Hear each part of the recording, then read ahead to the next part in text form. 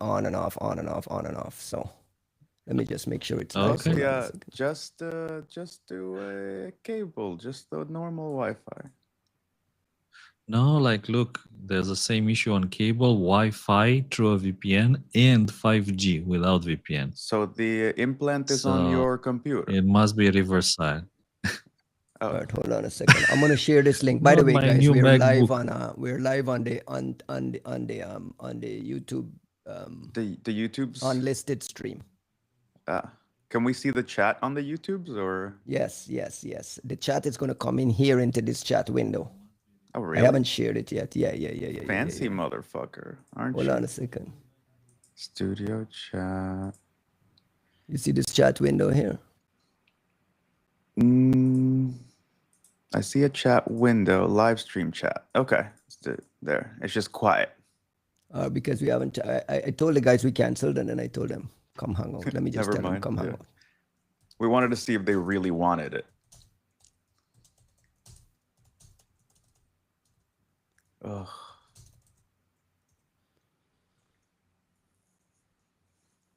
We got some He's good down shit. again. If He's we're... dropped again. Yeah, he dropped again. Oh, piece. He's like, no, it's fine. Boom. Like, dude, let's buy him a Starlink modem. He needs one badly. They're available in Romania. I checked. Like, they're there. Let's just get him like a Starlink Mini, and that way, when he goes on like vacation, which is like, Kostia, we're buying you a Starlink. We're passing the collection bucket with the people here in the chat. We will buy a Starlink, a giant antenna. We'll put it in the back of your car, the Audi. Just check 1 2 1 2. Man. Oh. We're going live. We show the Yes. internet's bad, Costin. Like, it's like super laggy, grainy. Like, by the way, Juanito, your lights look good. Did you get I have it. putting it up last night? No, yeah, I mean, I put them up and I couldn't configure them, but they're on. So now I'm like setting up the stream deck here.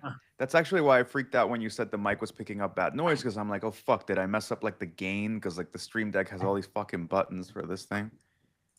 So we get a bunch of I just shared the link in the friends and family chat. So we're just gonna hang out. By the way, guys, this is not gonna be the podcast recording because, as you can see, Costin just dropped again. Costin is in and out with his 5G and his Wi-Fi, blah blah blah blah blah. But we thought we would hang out and test the software and test the chat and test some of the things we wanted to do today. So, Juanito, what's up with you? I mean, I'm catching up with the friends and family chat. It's been a fucking rough week, man. Like, not a bad week. It's not like bad things have been happening to me, at least. But it's just been a lot. Like, we had Work shit? Yeah, well, a large part is work shit, but it's also like how I'm wired. Like we had an engineering offsite Monday, Tuesday, Wednesday, because like our new like threat intel org is like just keeps getting bigger, and now we have like 5 engineering teams. So we wanted everybody to kind of chat and like talk about all the like the cool tech that they've been developing over the past few years, put it all together. And it was amazing. It was actually really great. We had a really great time because my side of the house has basically been building all these like threat intel shit with Synapse, and the detection engineering side of the house is all this cool shit with like ML and data surfacing, and we weren't really playing with each other at all. So putting them all under one house is great. Now, what happens?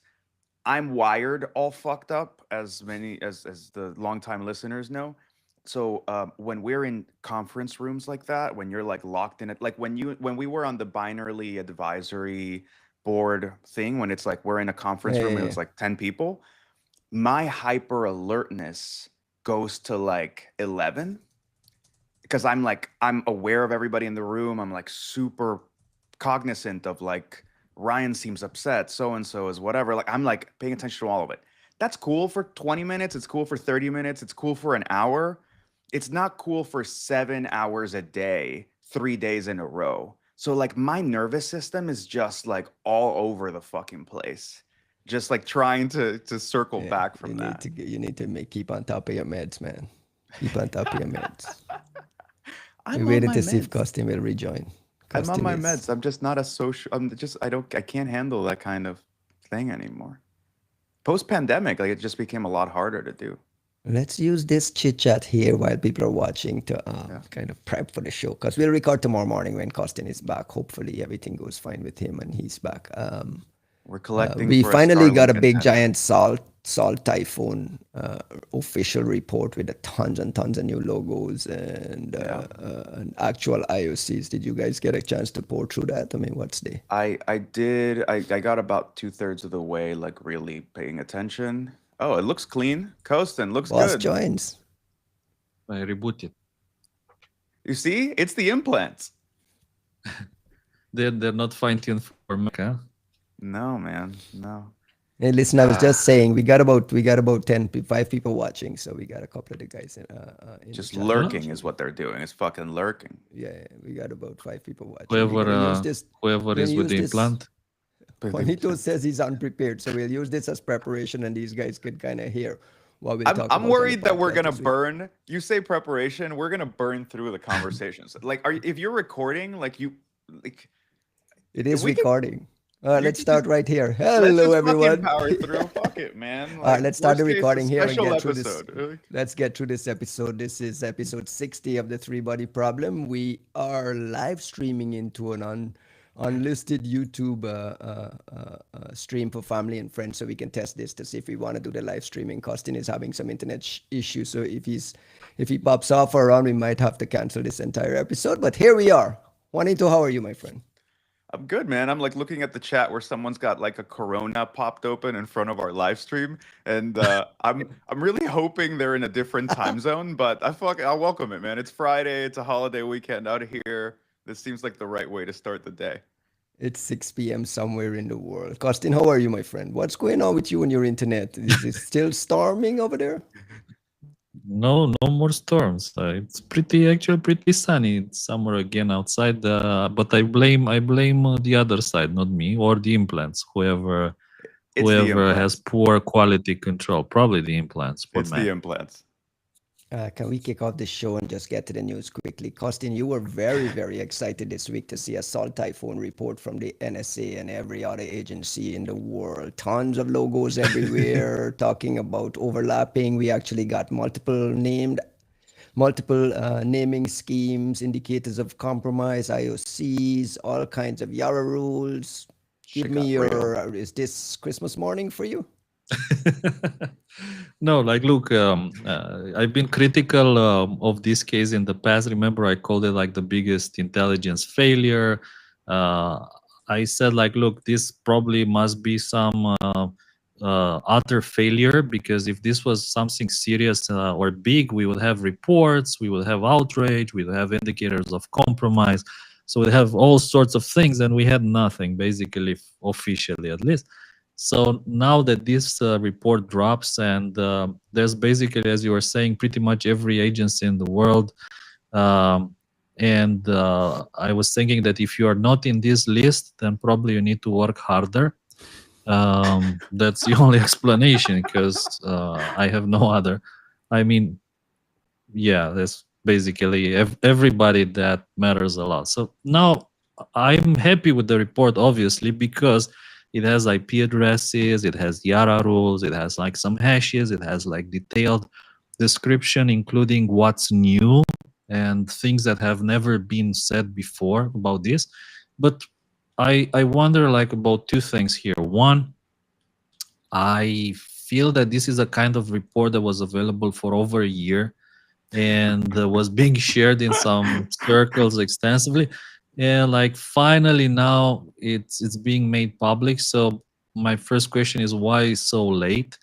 And two, again, this is a kind of report which is quite, I think it's nice, but this is a kind of report that takes any serious company, competent company, like let's say Mandiant or whoever, it takes about 2-3 weeks to write. So if it takes 2-3 weeks to write, why so late? Because Is it like 25 because logos have to approve. Yeah, and each one of those review. motherfuckers have a so lawyer and like a that's an policy issue. department. That's an issue because like this, technically, it takes 2-3 weeks to write by a competent security company. And if this took 1 year to approve and 3 weeks to write, then we have a problem on the approval side of It, things. it absolutely did. Let me start there. Like it absolutely did take that, you know, a shit ton to wait. I don't know anything about the approval process, but I can tell you that it didn't take that long to write. I would also suggest, knowing very little, that this was primarily the content of two analysts I can probably name that started making the rounds, and they're private sector analysts, and somehow it all fucking rolls down the mountain collecting logos and becomes a giant ball of logos. But I'm not entirely certain that this is that much more content than what those original private sector analysts provided. And so like I really don't want us to like, I don't know. This is a big thing that we should be applauding, though. Even though it's late, even though it should have been. Absolutely. I mean, like this is what we've been screaming for. That's why I'm hedging my bets, because I think there's, like I've said it before in the podcast. I think it's fucked up when we ask for something over and over, and then somebody finally delivers it at great, you know, pain, and then we go, well, this is shit, like, and you know, fuck you, and like whatever. You're like, so that's really not. It's not. I don't want to do that. I know some people must have worked really hard just to get it through the approvals process in the first place. I do think that a lot of things with this Salt Typhoon thingy went pretty wrong. I'm also curious to what extent, like, that ball of logos, which it's cool from a policy side, it's cool from like a unified standpoint kind of way, and I'm sure it signals something to China that you know isn't really meant for us, but rather to say like you have a fucking coalition of like 20 countries that are pissed about this thing, right? At the same time, how much did any of those logos really contribute to this release beyond the cosmetics of it? And, you know, what is the real import of putting these things out there? Is it signaling to the Chinese, or is it defending people? Because if it's defending people, like, I don't know that I need that many logos. Hell, I may not need any logos. If you could send this from an official NSA address, like, or share it within like a month, or post it on a website in a year or whatever, but with a bunch of logos, you know, I think the former seems like the more desirable one. Putting aside the logos and the bureaucracy and all that giant mess, Costin, this is something that you could use for what? I mean, like as a defender, let's just say for defensive purposes, what are you grabbing this report? Where are you focused, and what are you using it for? I mean, what's the value of it to a threat hunter like you? Well, I want to outline maybe two important kind of new things that I spotted in this report that maybe they haven't been publicized before. So one of them, which I thought it was quite interesting, is they discuss the ability of these threat actors to extensively use containers on Cisco routers in order to run Linux environments, and in those Linux environments to run typical tools, including like Python, Golang binaries, and so on, which you wouldn't expect, right, on this Cisco infrastructure, like the 9000 series routers, which support this functionality. To me, that was like a very ingenious and interesting, and I don't think that I have seen it before. So that immediately attracted the attention. I'm speaking about these guest shells, which is a functionality of some Cisco routers that allow you to run Linux containers on these devices. So the fact that the attackers leverage this also offers some advantage, which is they escape some of the traditional logging functionality of this platform. So they make it a bit more difficult to detect. In terms of catching them, I would say that you need to monitor for the creation of these guest shells. So whenever someone is trying to create one, Basically, you need to spot that activity. To be honest, I don't know how popular these guest shells are, so it'll be very interesting to know if people actually use them for something. The other kind of things that they were doing, in my opinion, they're not that different from what Moonlight Maze was doing like 20 years ago. Like, if you look, what are they doing? Like PCAPs. What are they using the PCAPs to intercept credentials? What are they doing with the credentials? Accessing other devices.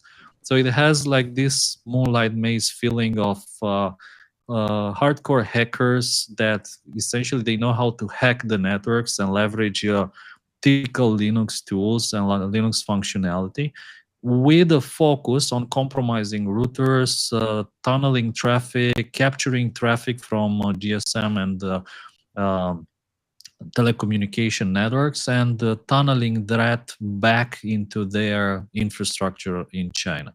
So I thought it was interesting. The other thing that I was thinking is interesting are these YARA rules they provided. There's 2 YARA rules, and they talk about 4 custom tools. And to me, this is important because remember previously when we were talking about Salt Typhoon, it was like, there's no IOCs, there's no possibility to share anything because these guys, they're not using any custom tools. So what do you know? They're actually using some custom tools. And there are in particular 4 tools which are being described in this report, 4 custom tools and 2 YARA rules for them. There's this CMD1, CMD3, new2, and SFT or something like this, or FLT, which is the other one, which in SFT exactly, which are interesting. Unfortunately, only one of them is on Virus Total, and the YARA rules, unfortunately, they don't bring anything new yet. But again, this is like a string. I call it a string, right? So the moment that you grab of this string and then you start pulling, in time you'll find more, and from there you'll pivot, like PDB paths, for instance. They'll bring more tools, and this way people can try to find more custom and related activity to these threat actors, as opposed to nobody has any idea about what's going on, and there's no sharing, and there's no useful information. Suddenly, actually, this is a proof that there was actually information that could be shared, and there's useful YARA rules and hashes and IP addresses which are associated with these guys. One So you more found thing. them useful, like just to Do you To find me, this list that yeah. I'm sharing a screen on the list, a list on the screen here. Do you find this particularly This, useful? no. Just identifying these CVEs and the kind of products that are being popped for To initial me, accesses. Can you go down to the source there and do some mitigation there? like, these are not so useful to me. Like, knowing that this is how they getting through these CVEs, including like a 2018 CVEs, but Yeah. essentially Ivanti, Cisco, Palo Alto. This is what we were Yeah, these are talking the about. network security things we've been talking about for the last year, right? These are useful for defenders. I agree that they're not so useful for threat hunters like myself. And it's good that this report is tailoring both to threat hunters and defenders, because like many reports are either going one way or the other, which is incomplete or wrong in my opinion. So it's good that it kind of tries to cover both. I'm happy with that. If you ask me, I'm happy. I took the YARA rules, I put them in all my systems. I took the IP addresses, I put them in all my systems. I check like all sorts of network traffic, again, trying to develop custom signatures, trying to hunt for more. So this is good, like this is good stuff.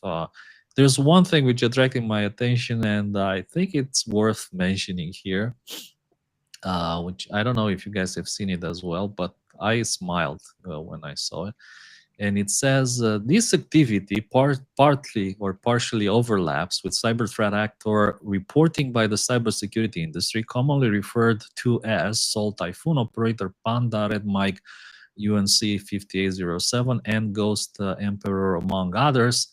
And now the best part, the authoring agencies are not adopting a particular commercial naming convention, and hereafter refer to those responsible for the cyber threat activity more generically as advanced persistent threat (APT) actors throughout this advisory.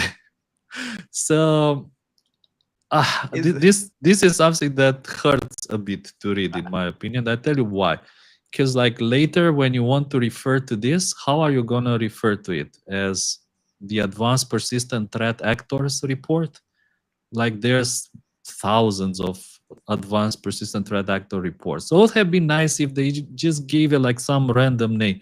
You wanted them to add NSA, another one.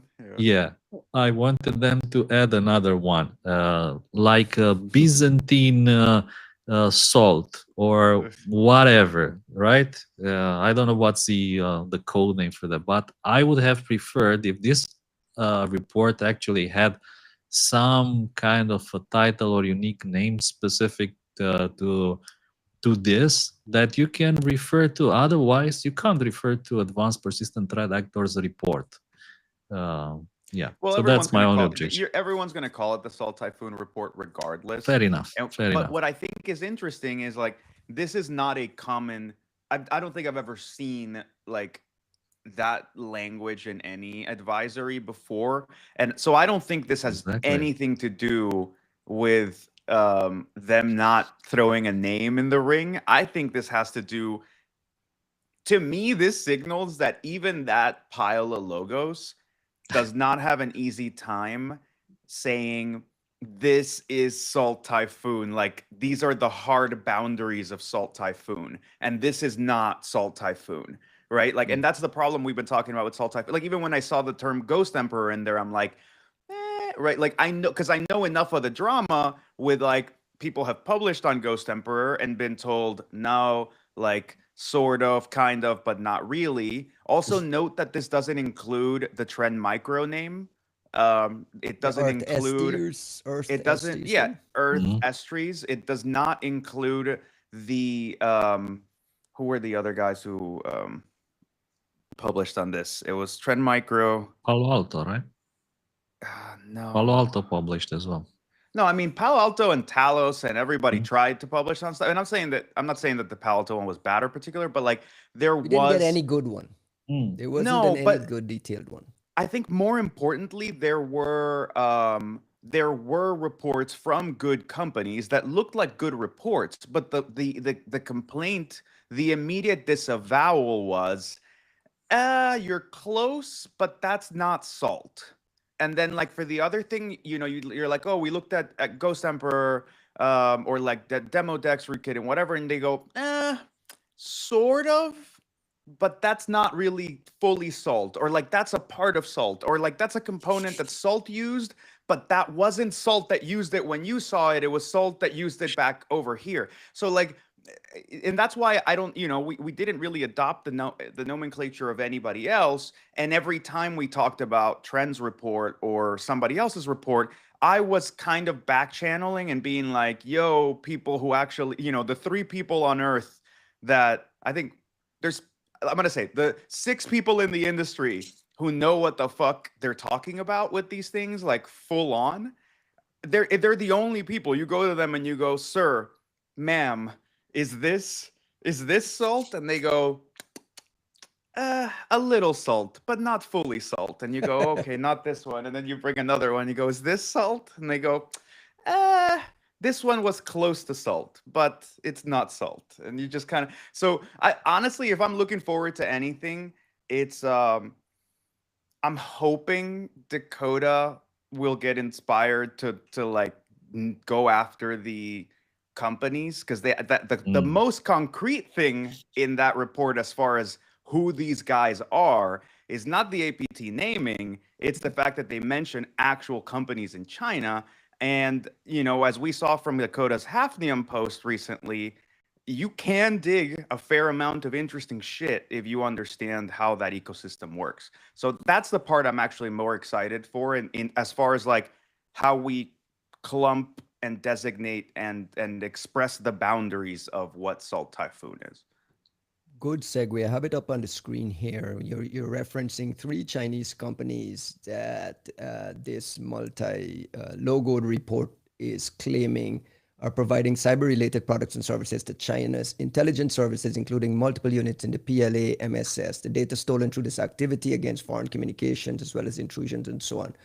can provide Chinese intelligence services with the capability to identify and defend. This fits into kind of what we've been talking about with Dakota and on the last episode as well around the margin research, people talking about the use of militias. And like in some cases, these guys may not be able to help themselves. Costin, what do you take away from these named Chinese companies? I'm not going to try to name them because I always butcher it. I always butcher the pronunciations, but what is the relevance here? You can always pronounce them like with the Romanian accent, right? I know, you're lucky that you have a Romanian accent. Sichuan Juxinhe Network Technologico. There you go. There you go. Painful. And like it will be broken anyway, right? It won't be. One of these companies have already been sanctioned, by the way. I should add. I believe the first one, the Sichuan Jush. I'm not going to try. I've been sanctioned already. The point is, this is early signaling that possible sanctions might be coming down the pike for all of these folks. And then we've started to see actual individuals getting indicted. So like it feels like things are moving a lot stronger on the. Is this what we're talking about defending forward? First of all, what worries me here is that they say something around the lines, these operations have been linked to multiple China-based entities, including at least these 3 companies. So this sounds very worrying to me from several points of view. One, the fact that we are thinking or saying that one threat actor is linked to 3 companies becomes a bit messy, in my humble opinion. And it's at least 3 companies, maybe more. When you get 3 or more companies to work on the same project and you still call them Salt Typhoon, I fear that the Salt Typhoon umbrella has become a bit too wide for a kind of thing or big pile mass of different activities from different companies that shouldn't actually be in the same umbrella anymore. So maybe this is why people are staying away from calling it just one way or another. My fear is that we will never be able to specifically use any single actor name for all these big mass of connected and possibly overlapping activities from at least 3 different companies, potentially more. That's why I'm thinking it was better if the NSA or whoever was giving them a different name, and let's just leave Salt Typhoon behind, move past that mess and move into something better, for which again, we have some IOCs, we have some tools, and at least we can talk about this report now publicly and link to it and refer to it, as opposed to linking to Salt Typhoon, for which, again, there's no IOCs, there's no report, there's nothing, only news articles. Washington Post articles, yeah. Exactly. So this is like what worries me a bit, that is at least 3 companies, maybe more. It's very hard to pile all that under one umbrella in practice. So yeah, maybe let's move past that. I share your apprehension about what this is saying about Salt. I think my suspicion is that the problem is different. Show us that cap. What is it? Oh, look at that European ass water bottle. Not only that, but when you put it back, you can't. You need to pull it up and kind of. Yeah, and sometimes you guys you couldn't catch get the like Germans to design the caps. Like you have the Germans right there. You accidentally catch your skin. Super painful. Like I don't know. Sorry. Okay. So I think the issue with Salt, in this case, like I share what you're concerned about. I'm concerned about it too. I think that normally this would be a sign of the activity might be too wide for the bucket.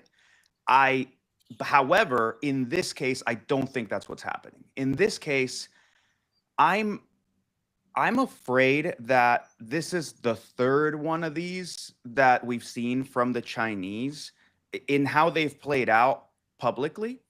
And so I would say the original Hafnium report had no clear sense of what the original actor, never got clarity of what the original actor was. Greatest clarity we ever got on them was 4 years later or something. We hear the names of the companies and the individuals involved, but we don't get a clear demarcation of Hafnium begins here and ends here from a technical side. Vault Typhoon happens. We get a news story. We get a lot of complaining. We get a lot of people talking about it. We never get a sense of what Vault Typhoon is, beginning to end, any clear sense of whatever. I think there may have been some company stuff at some point. Then Salt Typhoon happens. You don't get any, moreover, not only do you not get a clear sense of demarcation, you get a lot of people talking, a lot of random reports, and the demarcation of the, having the right view of the thing eludes all of these different places. And there's contention to the point where even a 30 logo advisory from every intelligence agency on the planet is disavowing, instead of saying, out of all of these, we like this one makes the most sense to us, or whatever. They basically throw their hands up and go, we're not really adopting any of these. To me, that's not us not doing a good job. To me, that's not the standard of reporting going down. To me, that's not the analysts are like playing it too fast and loose and the activity is too big. To me, this is the adversary has figured out a way to play to their strengths and, more importantly, to our weaknesses. And it is eluding our ability to properly characterize the activity in the first place.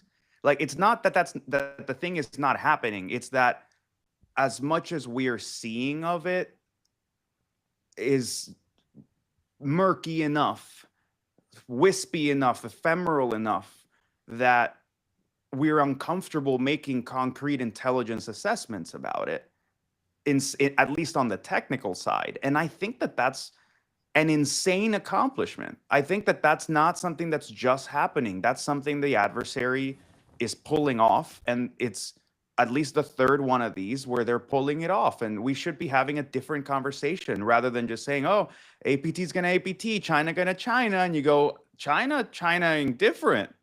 China-ing better than the rest of us in some interesting ways. At least, I won't say better than the other threat actors, but I'm saying at least they're besting the CTI community.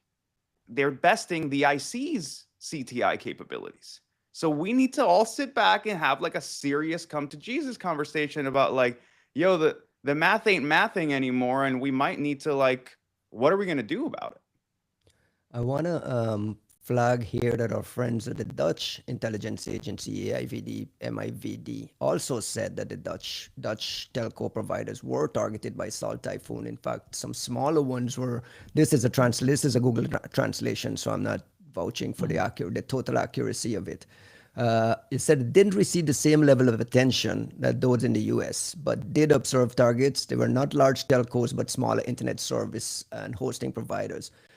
Is this targeted, or was this just kind of like a sweep and spray to see which one of those devices were in? What do you think the Dutch is trying to signal here? Because their logo is probably in that one as well, but they're probably flagging something else here. Why did they put out this statement? I don't know why. I wouldn't be surprised if if their logo is in the other one. I wouldn't be surprised if this has something to do with their remit to defend the Netherlands, for example. I don't know, right? I don't know how the politics work, but I think it's cool that they said it. And if they just said it because they wanted to say it, I think that's great. Like, hey, yeah, we saw some shit here, not a whole lot, but some. You're like, okay, that's a data point, thank you. But I'm also curious if like the politicking involves that they operate on the basis of defending the Netherlands, and that entails saying, hey, yeah, some of it was here. What I will say that's interesting to me is I'm curious when you're hitting these things, these telcos, right? Like, and what we heard about in the US was not exclusively telcos, but was heavily telco based, if I remember correctly. How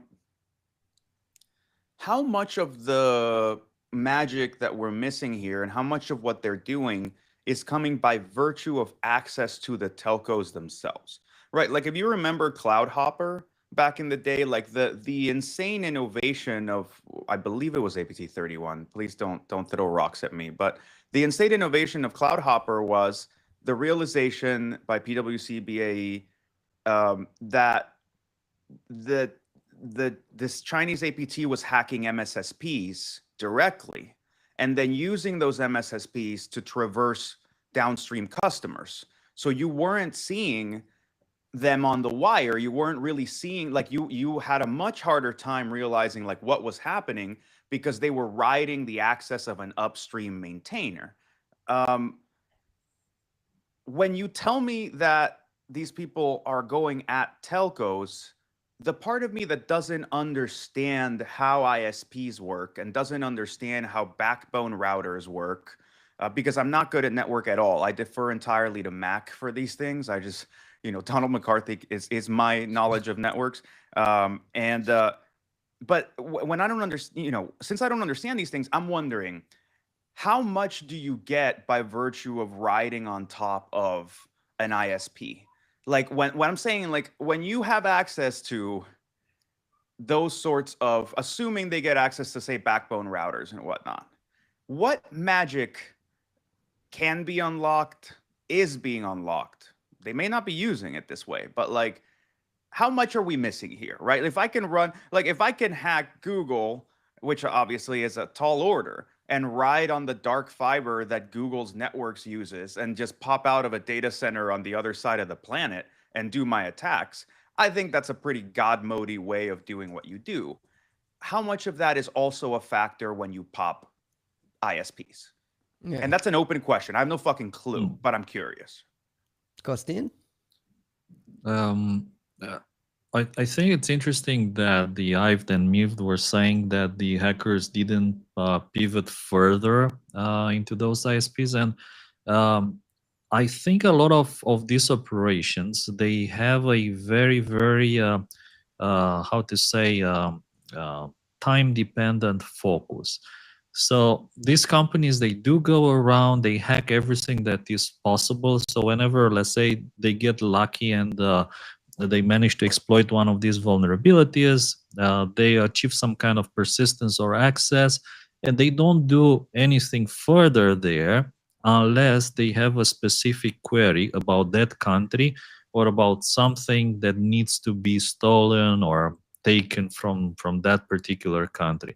So I think that this is like what's kind of characterizes these operations, in the sense that they are very closely aligned with whatever targets Chinese intelligence has at those points. So obviously, the vast majority of this activity appears to have been happening in the United States around the presidential elections, right? Remember, they targeted J.D. Vance, they targeted all sorts of important people in the government. So I think that was their time-based focus, which explains the targeting of the United States. Now, the fact that they deployed and achieved persistence all over the world is very worrying, in my opinion. So you need to go around and find wherever they got access. And I think that this is quite tricky, because even if you patch some of these vulnerabilities, if they deployed persistence, be it either in a guest shell or like some other means of persistence, it will still be there if you patch it. So I would urge, obviously, all telcos, ISPs in pretty much any country to look for this kind of signs, to try to identify if they had any kind of activity and logs related to, however we want to call it, Salt Typhoon or whatever, and try to go back at least 2 years, because a lot of people, whenever they get a report like this, they just try to scout now for communication with those IP addresses, and they find nothing typically, because there's nothing to be found anymore. The persistence and the remote access capabilities have been moved to other means a long time ago. One question that I keep getting from folks who listen to this show, and I just got it popped into a signal chat there, is Costin talks about putting these things into his system. He grabs a YARA rule and he grabs this into his system. Can Costin spend a minute and talk about what the system is?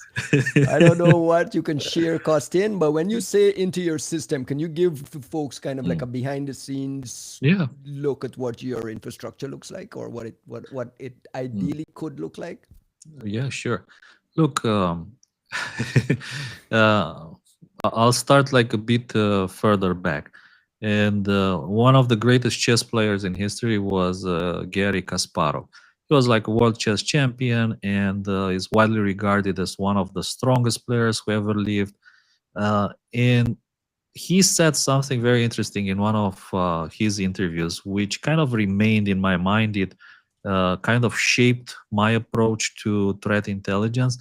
And Garry Kasparov said he has the largest database in the world of openings. And even like recently, he was training Magnus Carlsen, probably the strongest player who has ever lived. He was training him in these openings. And Garry Kasparov was saying, I have the best database of openings in the world.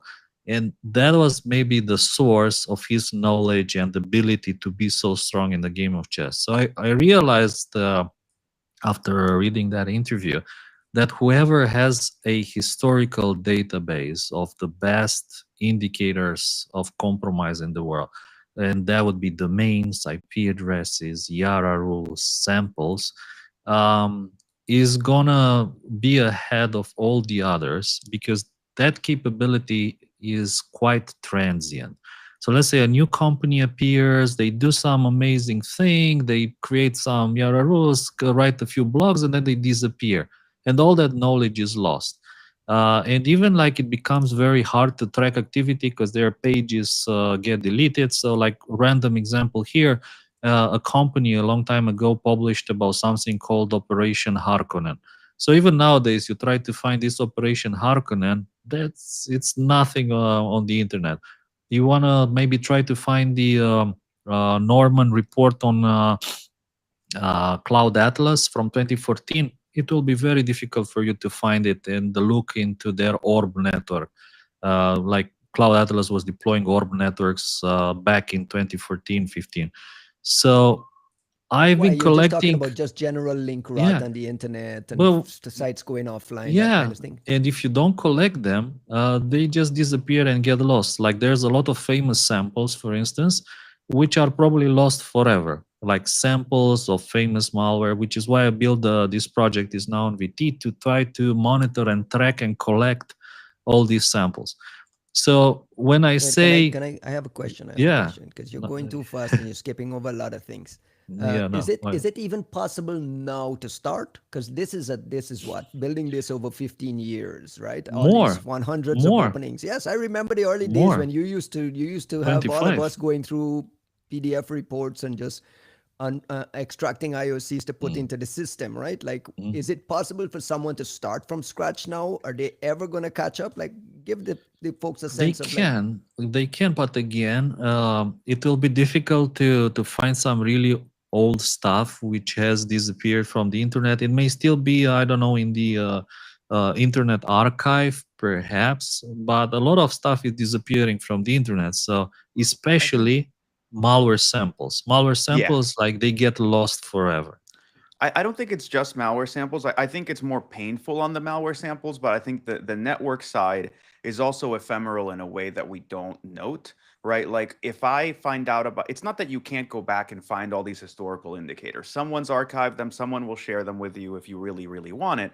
But think about the entropic cost of just finding it now versus finding it, like looking into it 3 years ago. We have better tools now, but the window of visibility has also rolled on. So when when I want to ask questions about an IOC that is alive now, I can leverage all these, even if the services I rely on don't have any information, just by virtue of me asking about it, they can go and there's a live thing that they can find information from and extract it and so on.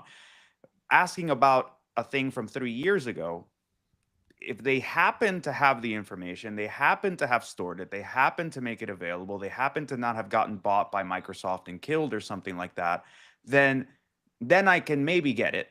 But if they don't have any of it, my asking is not going to turn anything up. Hell, with certain IPs and stuff, it may turn up entirely inconsistent data that's not relevant to what you were looking at.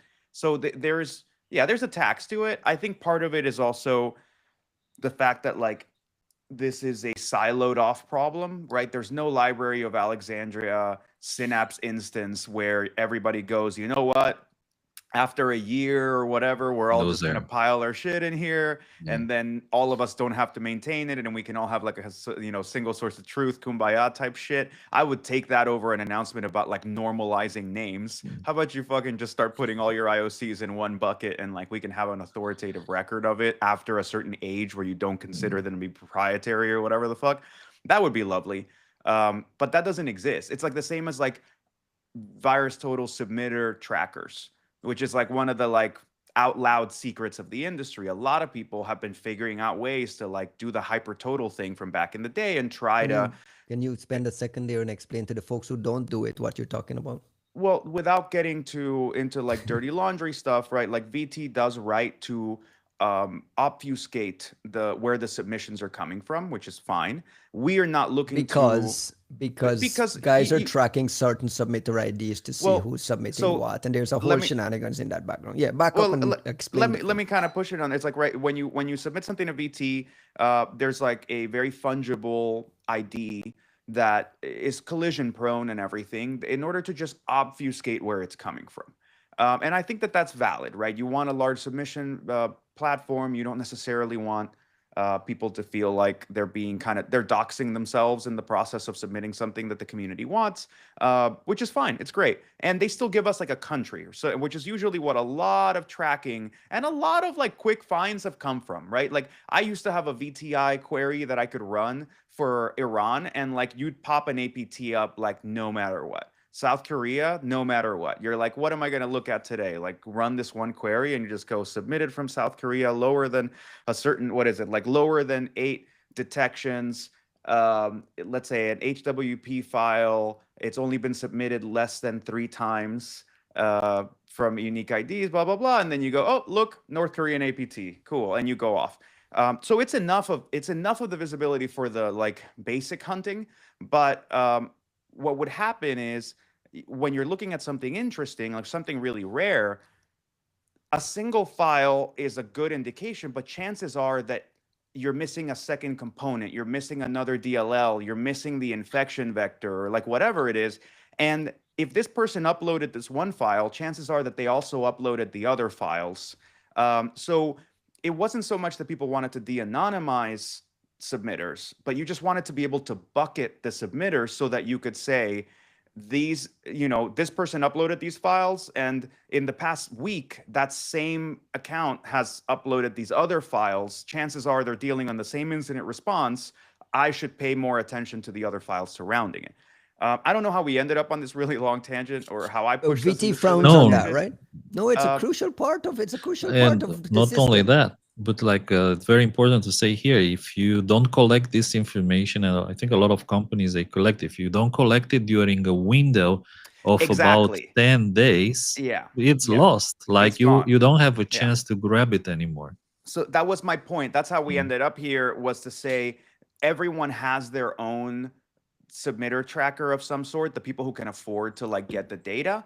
But there's not a consensus system of some sort where, if Costin's been tracking it for 6 years, but I've only been tracking it for 2 years, and this other person's been tracking it for 8 years, like we have entirely different windows, and like the two never necessarily shall meet. So you see people having to ask each other, being like, do you have something on this one from this year? Like I have something from over here, and like, that's the moment. That's when I feel like as an industry we're like rubbing sticks together trying to make fire. Like it's the lack of that common sense consensus building that says, look, like this isn't a competitive advantage. This is us being dumb. Let's just, that's the initiative I want CrowdStrike and Palo Alto and Microsoft to announce. So like now that they figured out names, maybe they can also actually put the underlying substrate of like nodes and like whatever hypergraph we should all be sharing into one community Synapse instance. Like maybe Visi will, I think it would be strategically quite smart. Maybe Visi can say, hey, I'll host a free industry backlog master source of truth Synapse instance that will hold every IOC everybody had and whatever connections they had. That's older than 18 months. There is no technology limitation to making this happen. This is a competitive / whatever will / why does VT frown on people checking submitter IDs? I mean, I can't speak for them. I'm sure that they have their own reasons. I can guess at some of those reasons, which is They have a competitive advantage in that they have their own Google guys that may have access to it. I mean, you never know. no, I don't think that's a decision. Though people at Google have fuck submitter IDs. Like the people at Google have levels of data, and I can say that I had access to an amazing array of information, not just about VT, but the internet and like stuff enriched on top of VT, but just by virtue of being at Google. Like I didn't build any of that shit. The fucking geniuses at Tag had built most of it. The geniuses at Project Zero, the people who did. Think about the technology Google has had to build to provide Google, right? There's like a copy of the internet in RAM that's just sitting there that you can go hunt for. You know, usually you use it for indexing websites for Google, but if Clem wants to use it to find watering hole sites or like whatever, it's there. So like you just by virtue of working there, you're riding on the shoulders of like generations of giants that have scaled shit amazingly, and I appreciate it. But essentially, they have way more data. This is like a huge, massive tangent. I don't know why VT necessarily doesn't want that. I can see why they wouldn't want it, which is you don't want to fuck with the community ethos of it all, and you don't want to hell, I think there's even a monetary incentive to saying you can't do this, but if you pay for the highest tier, you can kind of do this yourself. Wink, wink, nudge, nudge. Fine, sure. But anyways, yeah, I think we diverged massively, and the people want the system. Chat is that's fair. That's fair. Yelling at us for interrupting Costin. Costin, they ask is finish up your system description. We'll finish. We just diverged into this because it's a very good analogy to what VirusTotal is doing, and that window of visibility, which is probably forever lost. So what I do whenever a report like this drops, I take all the IOCs, I put them in my systems, and then I expand on them. Like I'll just give you an example. Maybe I can develop a signature for one of the command and control servers listed in that report. Then I scan the internet, or I leverage all the mechanisms at my disposal to identify other IPs which show the same behavior that particular moment. And that, if you don't do it in that moment, it usually takes these threat actors a few days to shut down everything. So it'll be lost forever. You won't be able to rescan the internet for that CNC. You won't be able to rediscover it unless you do it on that specific moment. So for me, that's why these IOCs are very important. Like whenever there's some news of Salt Typhoon, if you drop the IOCs, then they're relevant because you can expand on them before they disappear. So they're like ephemeral in a way. So what I take all the IOCs, I expand on them. I take all the domains and host names, I expand on them. So some reports, for instance, that dropped recently, they were covering some interesting activity, and they had 4 command and control servers, and you couldn't find others by, let's say, common means. But if you went back to who is registration and check what other domains were registered on the same date, if you have that information, then you can pivot on a few other things. You increase the cluster, you tag it, and from there you keep increasing and increasing. And I do the same with YARA rules. I built a system where I deploy all the YARA rules, public, private, that I get, and they constantly rescan everything in my possession with those YARA rules, including new files collected by crawlers and honeypots.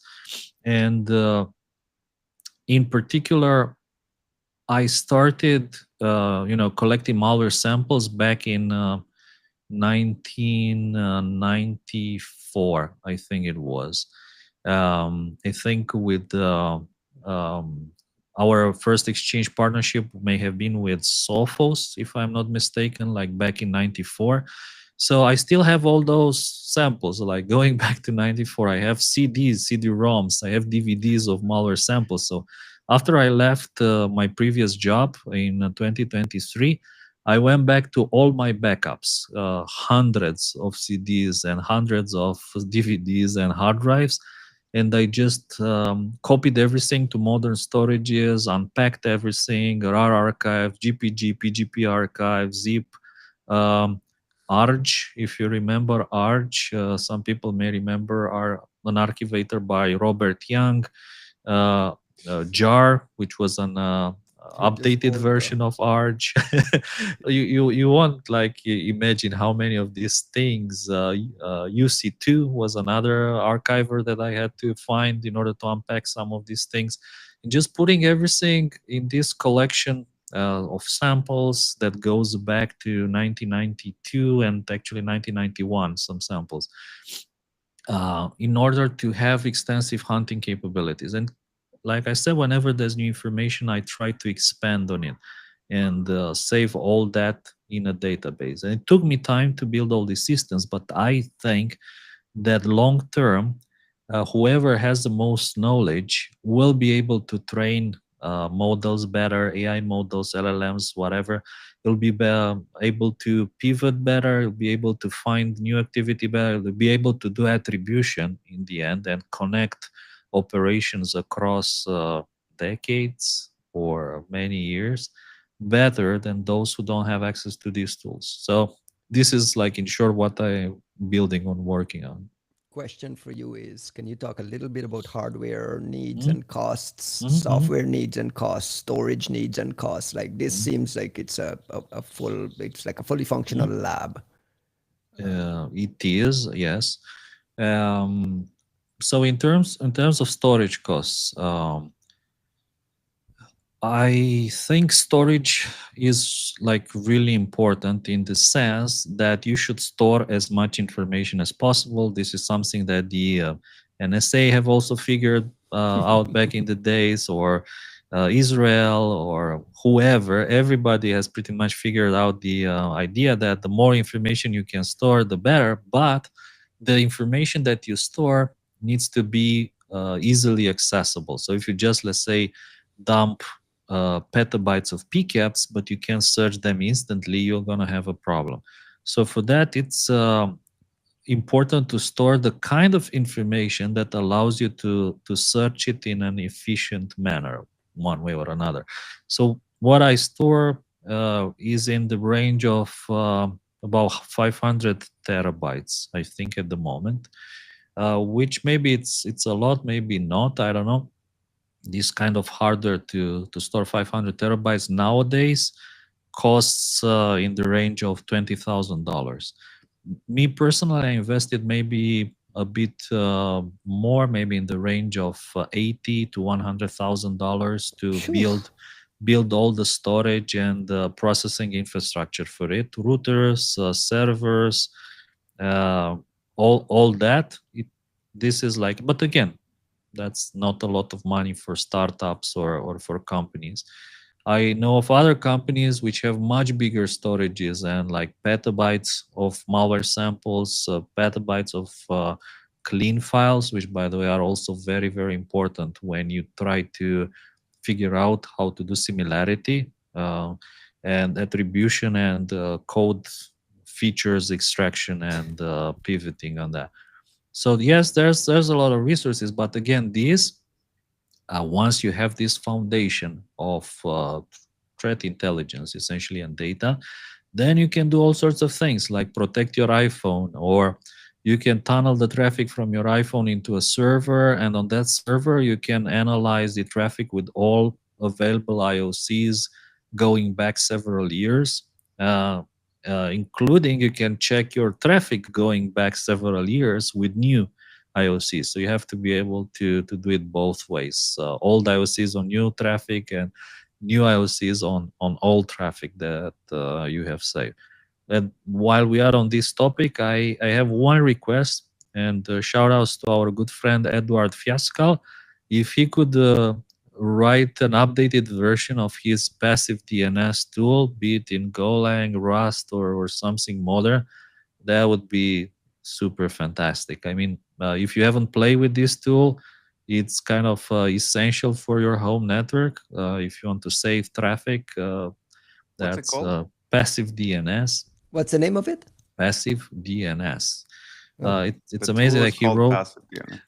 He wrote it like maybe 10 years ago, and it still compiles without problem on a modern Ubuntu, like, and it just works. It's amazing how stable it is. I have it running for more than a year on some systems with no leaks, no problems whatsoever. Super, super stable. So shout outs to Edward, who built an amazing tool, which is the foundation of my data collection at home. So yeah, just to summarize again, I hope this answered the question from, was it from Tom? I think it was from Tom, looking at the nickname in there. No, we just wanted to figure out what the system, the cost, the Mhm. realistic nature of someone trying to do this themselves now. How would a lab go about starting something like this? I think all of this is useful information for the audience because everyone wants to be able to hunt like at Costin's level. And the question is, one, can you realistically do it without access to all this old data and all these clean files and this entire system that you've built? Or again, let me throw AI in the mix here. Is there a mix? Is there a use case for AI to come into the mix and kind of simplify the system for you, make it more efficient? I know you don't like the efficient word with AI because you're worried about us being replaced, but how are you embedding new AI capabilities and tools into the system for efficiency? Are you No? look? So no. I think I wanted Coast. I'm trying to let Coastin speak as much as possible, but like in large part because I'm massively unprepared and tired. But I think it's not the AI bit, right? Like AI is a factor, but it's actually Coastin mentioned like Moonlight Maze, and we talk about this with like all of the malware paleontology, cyber paleontology work that like Costin and I really enjoy doing. People like Silas will do. Like there's a subset of folks that like doing that stuff. You know who the cyber arsonists are out here, but the cool thing about it is precisely that technology changes over time and that we are figuring stuff out. We are making certain types of analysis cheaper even before AI came into the picture, right? Like what I remind people when Silas and I did Gossip Girl is there was amazing top level research being done at all sorts of places that worked on Stuxnet, for example. That nobody could impeach the amazing research that was done by Symantec or Kaspersky or all these other ESET, all these other folks at the time. However, there was no YARA back then. People weren't you couldn't really like not widely adopted. You didn't have retro hunting. You didn't have these like big distributed systems. Passive DNS wasn't as readily available. Like there's all these ways in which the industry was just at its infancy back then, and you just didn't have that. So you go back, you apply the tools, and you find all this new shit. I think AI is the obvious next step in that. I think it's a different it approaches a different part of this, which is more like the evaluative and analytical side of things, which has not gotten a whole lot of gains along the way on the automation side, just by virtue of just the best you could do was like some people would apply ML. And ML, I could tell you, at least from the Sentinel-1 perspective, is incredibly valuable for like scaling up certain use cases that you might not otherwise and increasing automation on some level that was appropriate for, that was awesome for the technology of 5 years ago. But it still wasn't doing any of the analytical bits or the evaluative bits in any way that you would call home about, right? Like you still needed analysts and you still needed domain experts, and it meant that you were bogging those folks down. So there's a lot of ways in which you can improve those systems now. And the people who are like, it's amazing how many folks in our industry are some of the most enthusiastic experimenters right now. Like the amount of people I know who are old school threat hunters and like well-established reversers and all these people who you would think would be like curmudgeons set in their ways, who are all experimenting daily with AI is amazing, including Costin and myself. But like people like, I mean, I don't want to start calling folks out, but like Vitor Ventura, for example, or folks who were doing like Martin Wendigenson has become like a massive resource for a lot of us on the AI side of things. But his primary use case is like he's an international relations guy who like went into doing like disinformation research at scale and started applying AI. And now he's like, you're going to him primarily as an AI expert. But it's just, I think our industry in particular is adopting this thing with both hands out of necessity and curiosity. And I don't know. I mean, maybe that's the keynote that needs to, pop off at LabsCon. I'm debating, but. Costin, are you doing any AI automation at all in the back end? Any sort of agentic automation with any of your stuff, or all your AI stuff is manual? How is the manual AI stuff? How does it Meaning, are work? you just like You manually copy-pasting? Copy pasting. Is there copy pasting involved? I think that's the litmus test, right? Like, there's both. There's both like real automation. In the conclusion, that I have after trying different methods, you need to combine. I think Victor Vettura also he also talked about this, and I think he did trainings about it. That you need to use the right tools for the right job. Like it will be a lot more effective if you build a chain that processes blogs and information and IOCs and data with the right tools, with pre-filtering, with pre-processing, if you want, before you pass it to the AI, which in my opinion, the main role is just to be like a wingman for the analyst. So it's something that sits on the side and said, hey, I suggest we tag this infrastructure as this and these IPs. And it's your job as an analyst to say, I agree, I agree, I agree, something like that. But I think for now, it still kind of requires this cyborg approach to things, human plus AI plus machine combination, as opposed to letting the AI just do things by itself. Which is why I do like really do a lot of copy pasting and translation. Just to give you an example, there's like this Chinese research that I hope we have some chance to talk about it. Let's talk about it now. Well, we can talk about it now.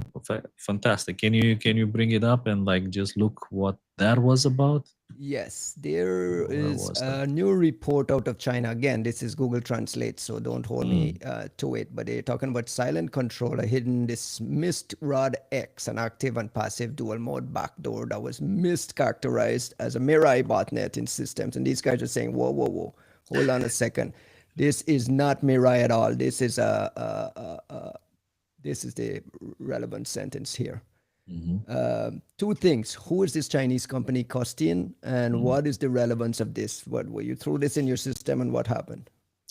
Well, I to answer the second question, I did, and to be honest, there isn't much, which is why it attracted my attention. The other thing is that like I said it before, we need to pay very close attention to what Chinese threat intelligence companies are pushing, because in my opinion, my experience, they do have a lot of very interesting data, but they choose not to write about it. And I see you highlighted the Qianxin cyberspace mapping eagle. What is the mapping eagle chart? That stood out to me immediately. Is this a signal that this is an eagle somewhere? It's like the mapping panda activity, right? On the CrowdStrike side of things, this is the mapping eagle chart platform on the Chinese side of things. I don't know what to tell you. There will not be a platform gap between us and the Chinese, okay? Wait, let me just ask the question right off the top. Yes. The conspiracy Ryan question. Is this China outing a US operation in your mind? Like right off the top. I tell you one thing. So I looked into this activity, and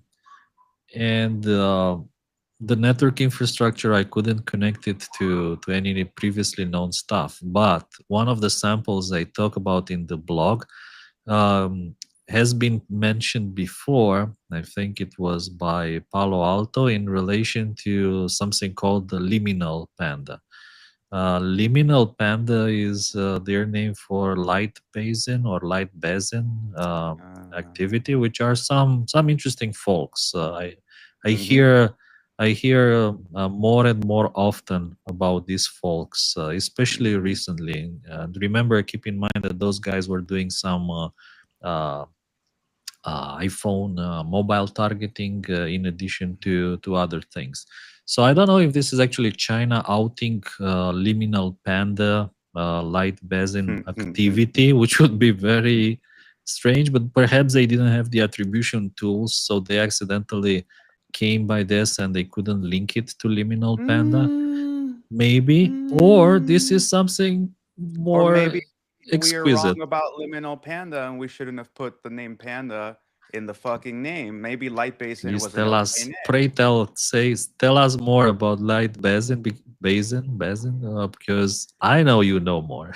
I don't know that I don't know anything. I will say come on. that that I have talked about LightBasin in the podcast.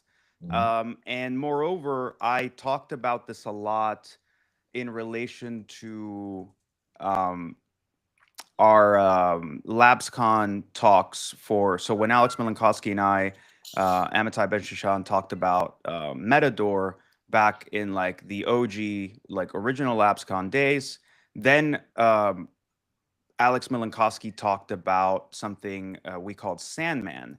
And what we kept saying is, look, there's these APTs that are using um, they're they're using Lua based tooling. They're using things that look American-y or Western-y in their development, but that other companies are very self-assuredly saying is China. And I am not sure that either of us is fully wrong in that assessment. I think where we're fucking up is that we're insisting that it's a nation state in particular, rather than it being, I don't know, a mercenary PSOA style crew somewhere in Asia that serves a variety of customers that includes the kind of talent that leaves the West with all of their knowledge intact, or may have stolen some American tools, or may have subcontract for some American whatever, like whatever it is. I think the issue here is we saw something sophisticated that was doing telco attacks, and we assumed we were looking at a nation state. And I think the more that you look at these possibly related clusters with Metador and Sandman, this sort of vague, interesting but confusing activity with LightBasin, which I say because CrowdStrike aptly points out that they see two related clusters of LightBasin, and one of them is criminal and the other one is doing espionage. And they didn't know how to resolve some of that stuff. And there's been some good Mandiant reporting on some of the specific clusters in there. But I just think that we've gone at it with the wrong perspective, and it's misshaping the activity rather than us learning from the activity and deciding what the right shape of it is. So seeing this from the Chinese, I think is really interesting, because we're all, if it is related to LightBasin, if we're right about that tooling connecting to that cluster, if we're right that these two things are connected, the activity the Chinese are seeing now, the activity we saw before, then either we're all kind of wrong. Actually, either some of us are fully wrong and others are fully right, or we're all kind of wrong, but it's because we're mischaracterizing the thing we're looking at. I would suggest that this is a PSOA of some sort, that they're based somewhere unusual for us, that they are serving a variety of clients that PSOAs that try to play in the Western game would not readily be able to service. And I suspect, if all of this activity is related the way it looks, that there are Western entities in the middle of it somehow, either doing the development of the tooling or doing some of the operation stuff, or some things were stolen, or they're subcontracting, or whatever the fuck. But I think that LightBasin is one of the most, like LightBasin plus is one of the most interesting clusters out there right now that's not being adequately discussed. I fully agree. And there's a few other interesting details in this Qianxin blog, including one I see Ryan highlighted, that 3 C2 servers that are still active were discovered, and technical means were used to confirm the existence of uncaught samples in the wild. Now, how I read that, I'm not going to say that I have specific knowledge, but what I have seen in the past is people leverage mechanism to maybe sinkhole a command and control server, and from there convince the victim to upload the malware sample itself to the CNC. So I don't know if this is what they mean here, or the fact that they managed to talk to the CNC or to actually seize or hack into one of the command and control servers. But it's definitely an interesting detail in the report, and it's not very often that you see this being said in a plain fashion in one of these threat intelligence reports. Hey, shout out to ChinaCon that's happening next week. Hopefully, Juanito, a lot of these things get discussed there. Is that an off-the-record conference or everything gets published? It's off the record. Well, I'll say there's no recordings that doesn't get published out, which actually allows for some very, very interesting talks. I think Kristen Del Rosso, our good friend who organizes ChinaCon, even last year was the first year, and she got some amazing, like, policy people who were deeply involved in China, as part of like administrations, um, who came to like give perspective, and then you had some of the usual suspects, who we recognize as like being the authorities on China APT, were all there and all speaking. We even had uh, the picture circulated in small groups, but somebody show up in a real PLA uniform, sit in the back taking notes, which I thought was hilarious. But I'm really looking forward to this one. I've told people that I don't give a shit about China. That's not true. I'm more and more fascinated by it, but I'm very ignorant of it. So I've gone through 2 Xi biographies in preparation for this, and I'm looking forward to the talks. I that is very much a conference for me to go in like Zen mind, beginner mind, sit in the back, shut the fuck up for a change, and actually like learn some stuff. So I'm looking forward to having my perspective expanded. Very good. We are an hour and 15 minutes in, and now we're going to get to our second story. But at least the people got to learn about Costin's system. And the second story here is out of Cyberscoop. We got some reporting on Google Threat Intelligence Group, GTIG, previewing what they're calling a cyber disruption unit within the context of this conversation of like being more aggressive, attack, hack back, defense forward, whatever you want to call it. Juanito, you got a thought on what this disruption unit will look like? Are we likely to just be seeing the same types of things that Microsoft has been actively doing with takedowns, partnering with law enforcement on taking things offline, malware removal type things? What do you think this disruption unit will be, and who's the market for this? Like, who are they selling this to? The U.S. government. So I so I have very complicated feelings about this story, and I think that you could. This is one of those stories that people put down on paper, and I think they expect me to quite predictably come and like shit all over it and talk about how stupid it is and to judge it and whatnot. And Oh, this is right up your alley. You've been asking for this stuff. well, yeah, I have, but I think on different terms than would be expected for the terms that are being discussed here. So if you don't mind me kind of like expanding on this a little bit, if you just read the headline and say like cyber disruption unit, you're like, okay. And frankly, there's almost a discussion to be had about like, why weren't you disrupting these things before if you had the capability to? And that's a valid conversation to have. And I don't think most big companies have a good answer to that. And that's why we've been jumping up and down on top of them for many, many years, because some companies, in the form of empowered individuals, have been doing God's work for years now, without any recognition whatsoever, and disrupting things on the basis of their private sector positioning, capabilities, ability, or just the willingness to lean forward. So we've always looked at the mega giants who have all this access and capability, and they control half of the internet, and they can, sneeze and like blow some shit up, and not doing much of any of that always felt like just this egregious abnegation of responsibility. So I would like to set that aside and not talk about the ills of the past and not judge people on what has happened before, but simply to say, okay, I think it's cool that you are interested in doing this and you should do it. So I actually fully support the idea of this happening. Now, we would be naive and only be looking at we'd be naive to focus on the marketing copy of it without wondering why now. Like, why now? And the answer is quite obvious, and it's even mentioned in the same article. This is a discussion that's popping up around this idea of letters of marque. And that makes me partially more jaded about it, but only insofar as I mistrust the intentions of the people who are pushing it forward.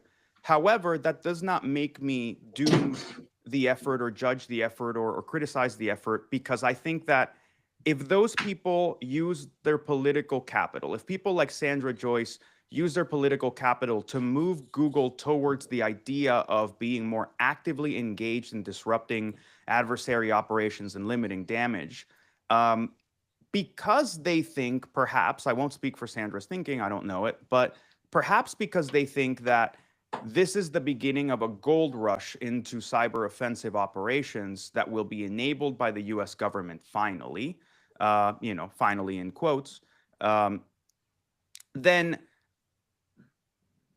whether that happens or not, I think you ultimately have to play the game we've been wanting them to play as responsible stewards of the internet on the way to trying to become, I guess, an offensive contractor, which I think you're going to have all kinds of interesting questions about being defense companies, like security companies that do offensive ops.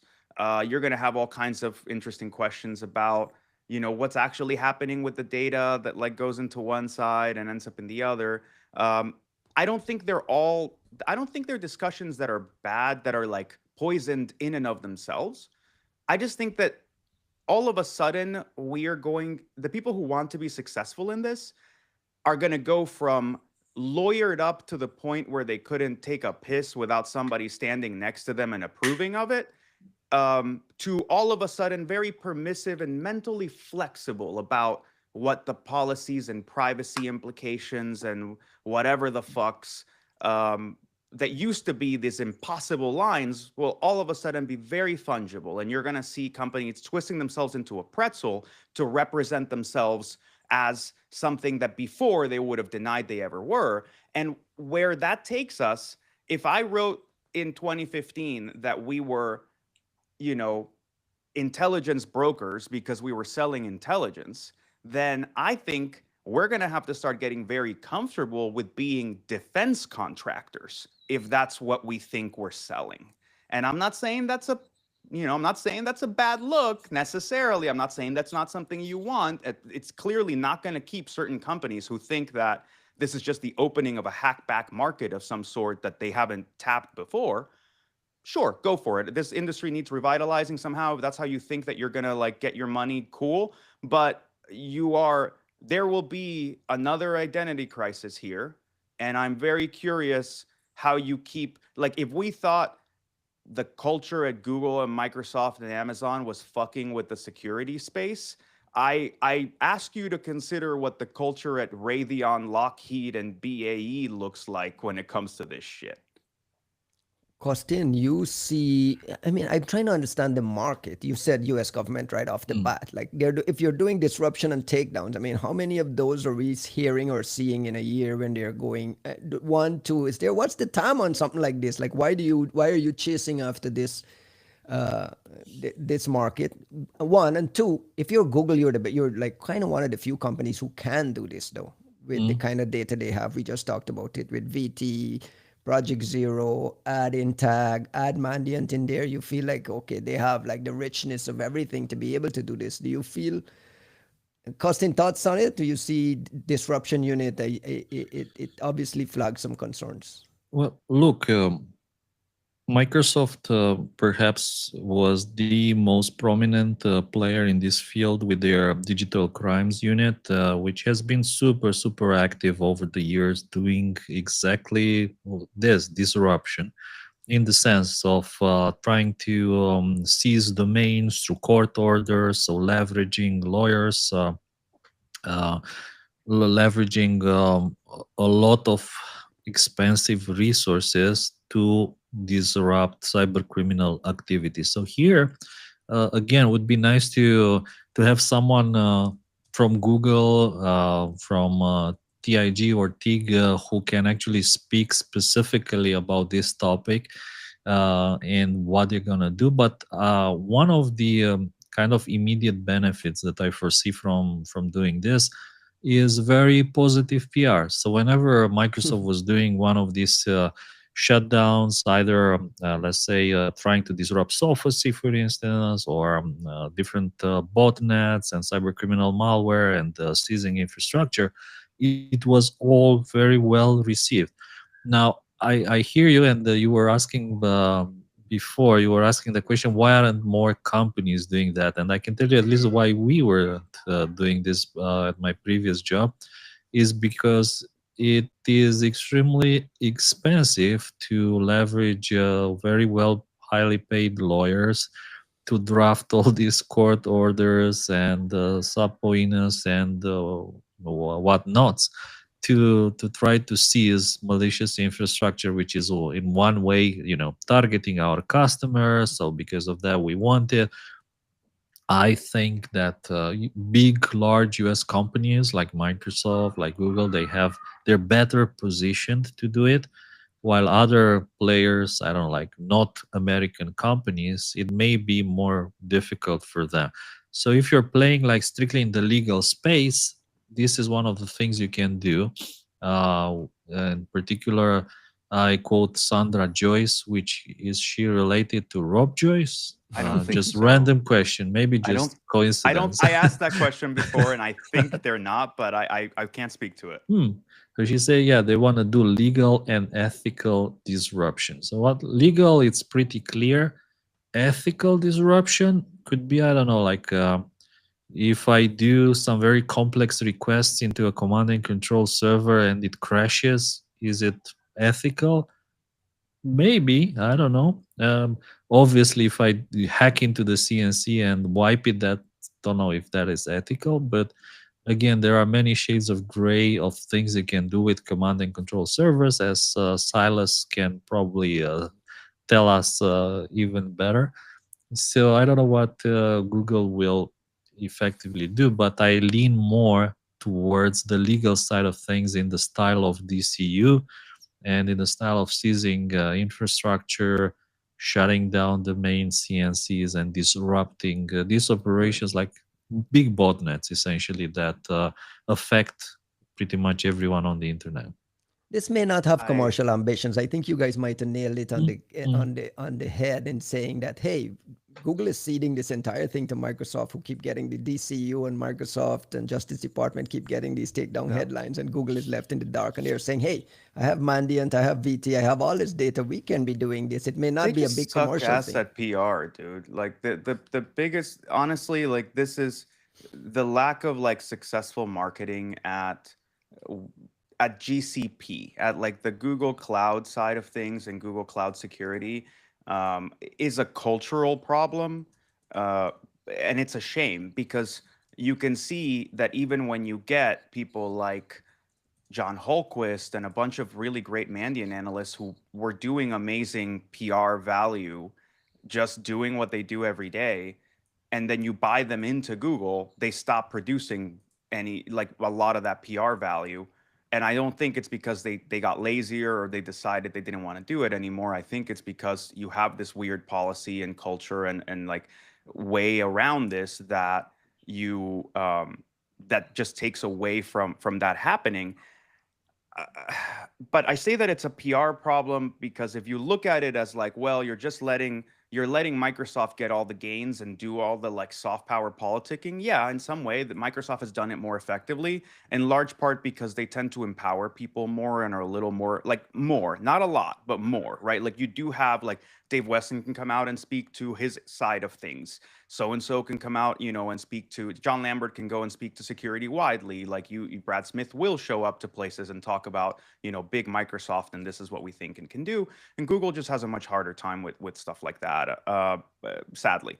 Now, I actually think the commercial question makes a gigantic fucking difference here in a way that I'm not saying these people aren't thinking of. I'm saying that they're softballing it in a way that I don't know that they're thinking the argument through all the way, or they're not having to publicly because the dust hasn't settled. But let me paint a scenario for you. There's disruption, and then there's disruption enabled by what would be considered hacking or illegal activity of some sort. And we've talked about how like the bar is insanely low when it comes to US law. So I'm not saying hacking in an incendiary way. I'm saying like in like the dumbass DOJ way of like, you have the username and password, you know this is being used for command and control.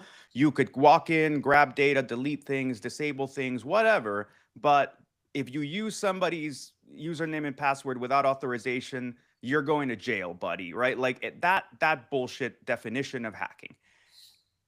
So if I can disrupt things without hacking, then the question is not about the ethics of how do you do it ethically, but actually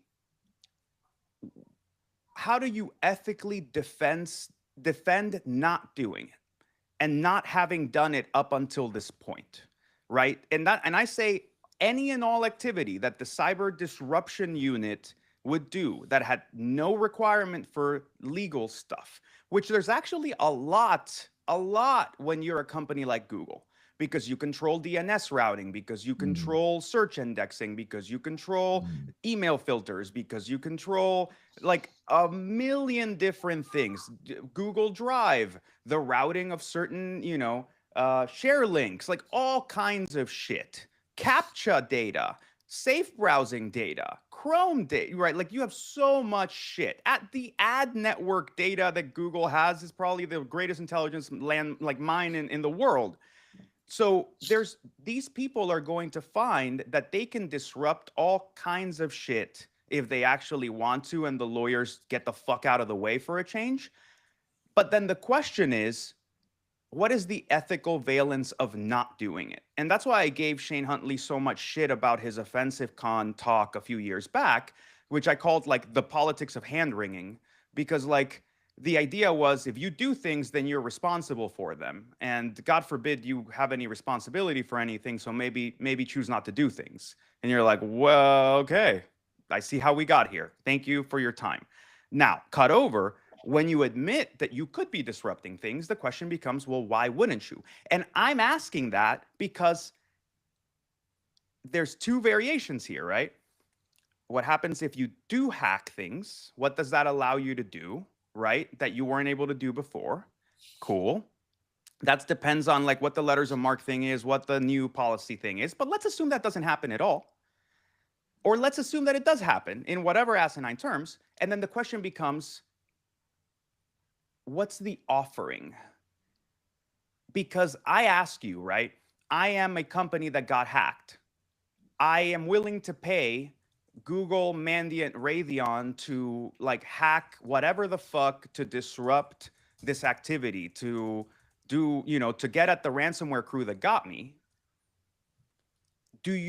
Does that mean that they hack and protect me, but not the other victims of the ransomware group? Does that mean that I pay to disrupt the thing, but you disrupt it for everybody else?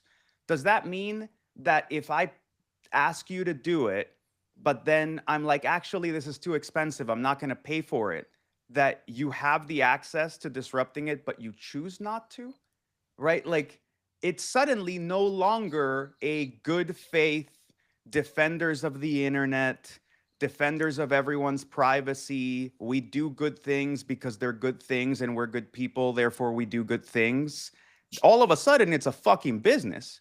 And I ask you, how are you going to market that? What are you comfortable saying about like, well, we could save all these people right now, but it's going to cost you, right? Like, and that is a business model, but it requires you to answer some uncomfortable fucking questions. Hey, the fact that Sandra went to a conference and announced this, and Google guys are in the background, are obviously building and preparing for this, suggests that there might be contracts coming down the pipe. Like some lobbyist somewhere says, hey, get prepped for this because the government is going to start handing out whatever you call it, letter of mark, whatever it is. Someone in Google is clear that there's a business here. If we put aside that this is a PR thing where they don't want to be left behind. Costin, some closing thoughts on this? I think either way, this is a very cool initiative. It would be nice if other companies were doing the same, either for PR purposes or whatever.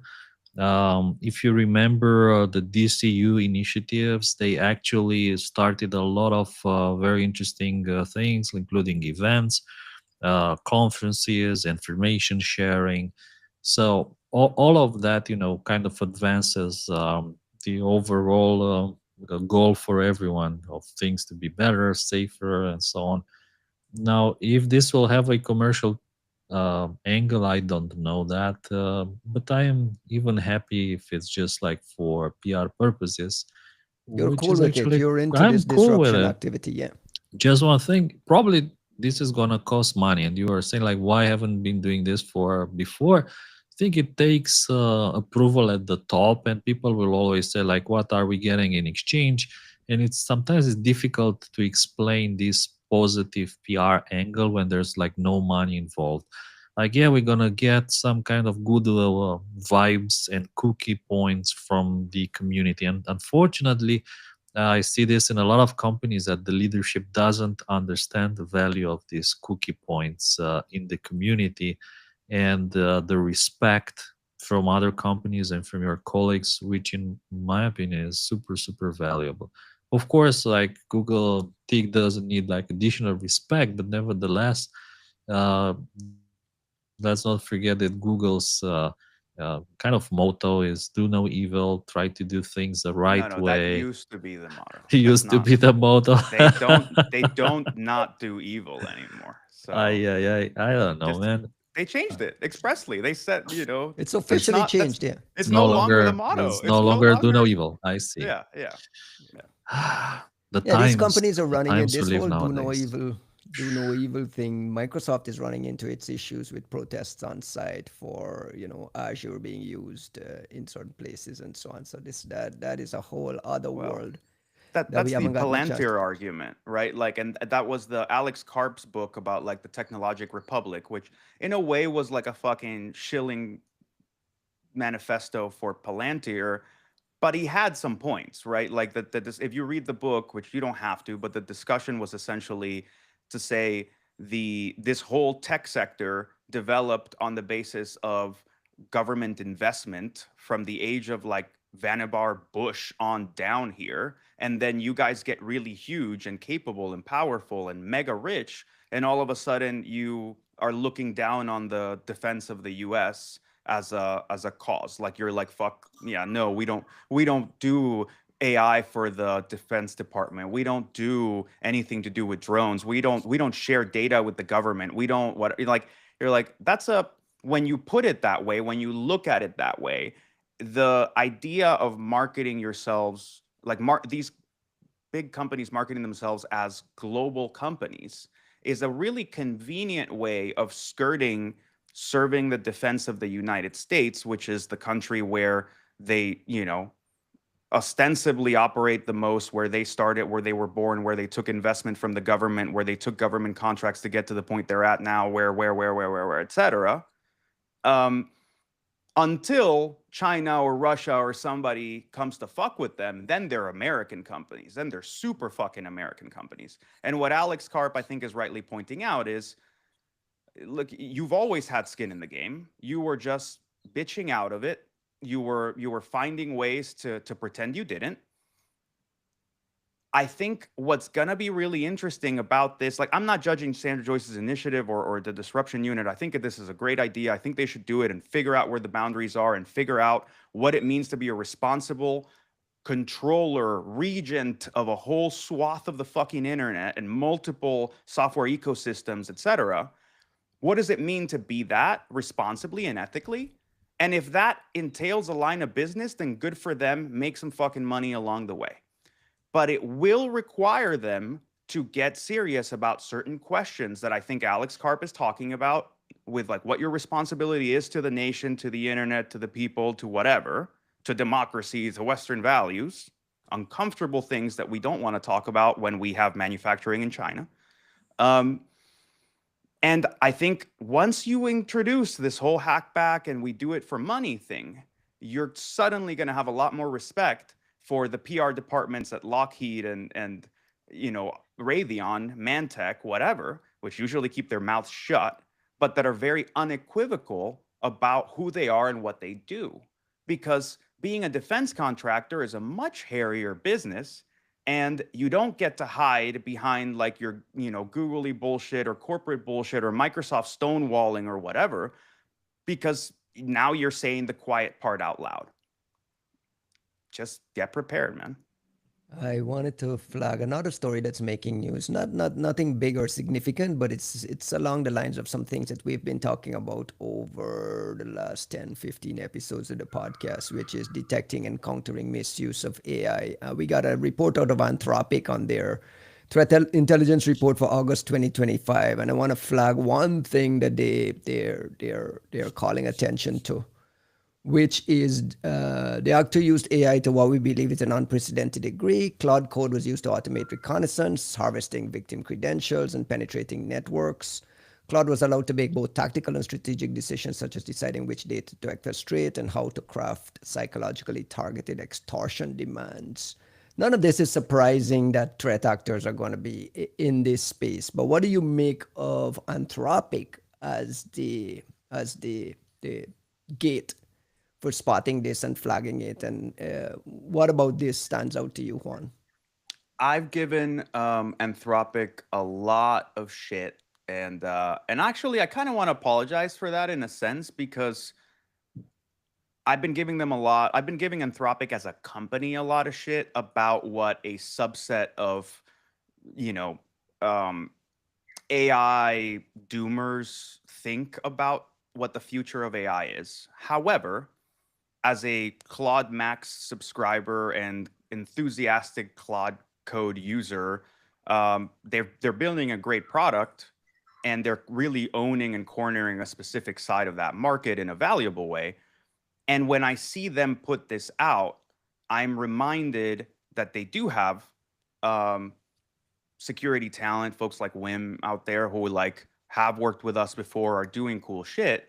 And more importantly, I see this as them taking the cybersecurity angle seriously, them taking the intelligence angle of it seriously, because most of the value of, at least up to this point, of being a frontier lab in the middle of potential like malicious activity is the intelligence collection value. The same way that, going back to Google, right? Like before Gemini, Google had this intelligence, like X-raying somebody's brain power by virtue of their positioning. Because I'll tell you what, if I can read your Google search history, I don't care about your emails, I don't care about your calendar, I don't care about, if I can read your Google search history, if I can look at what you're searching for at any given time, and that's your main mechanism for existing, which it was mine for like 15 fucking years, you can tell just about everything about what a person is thinking at any given moment.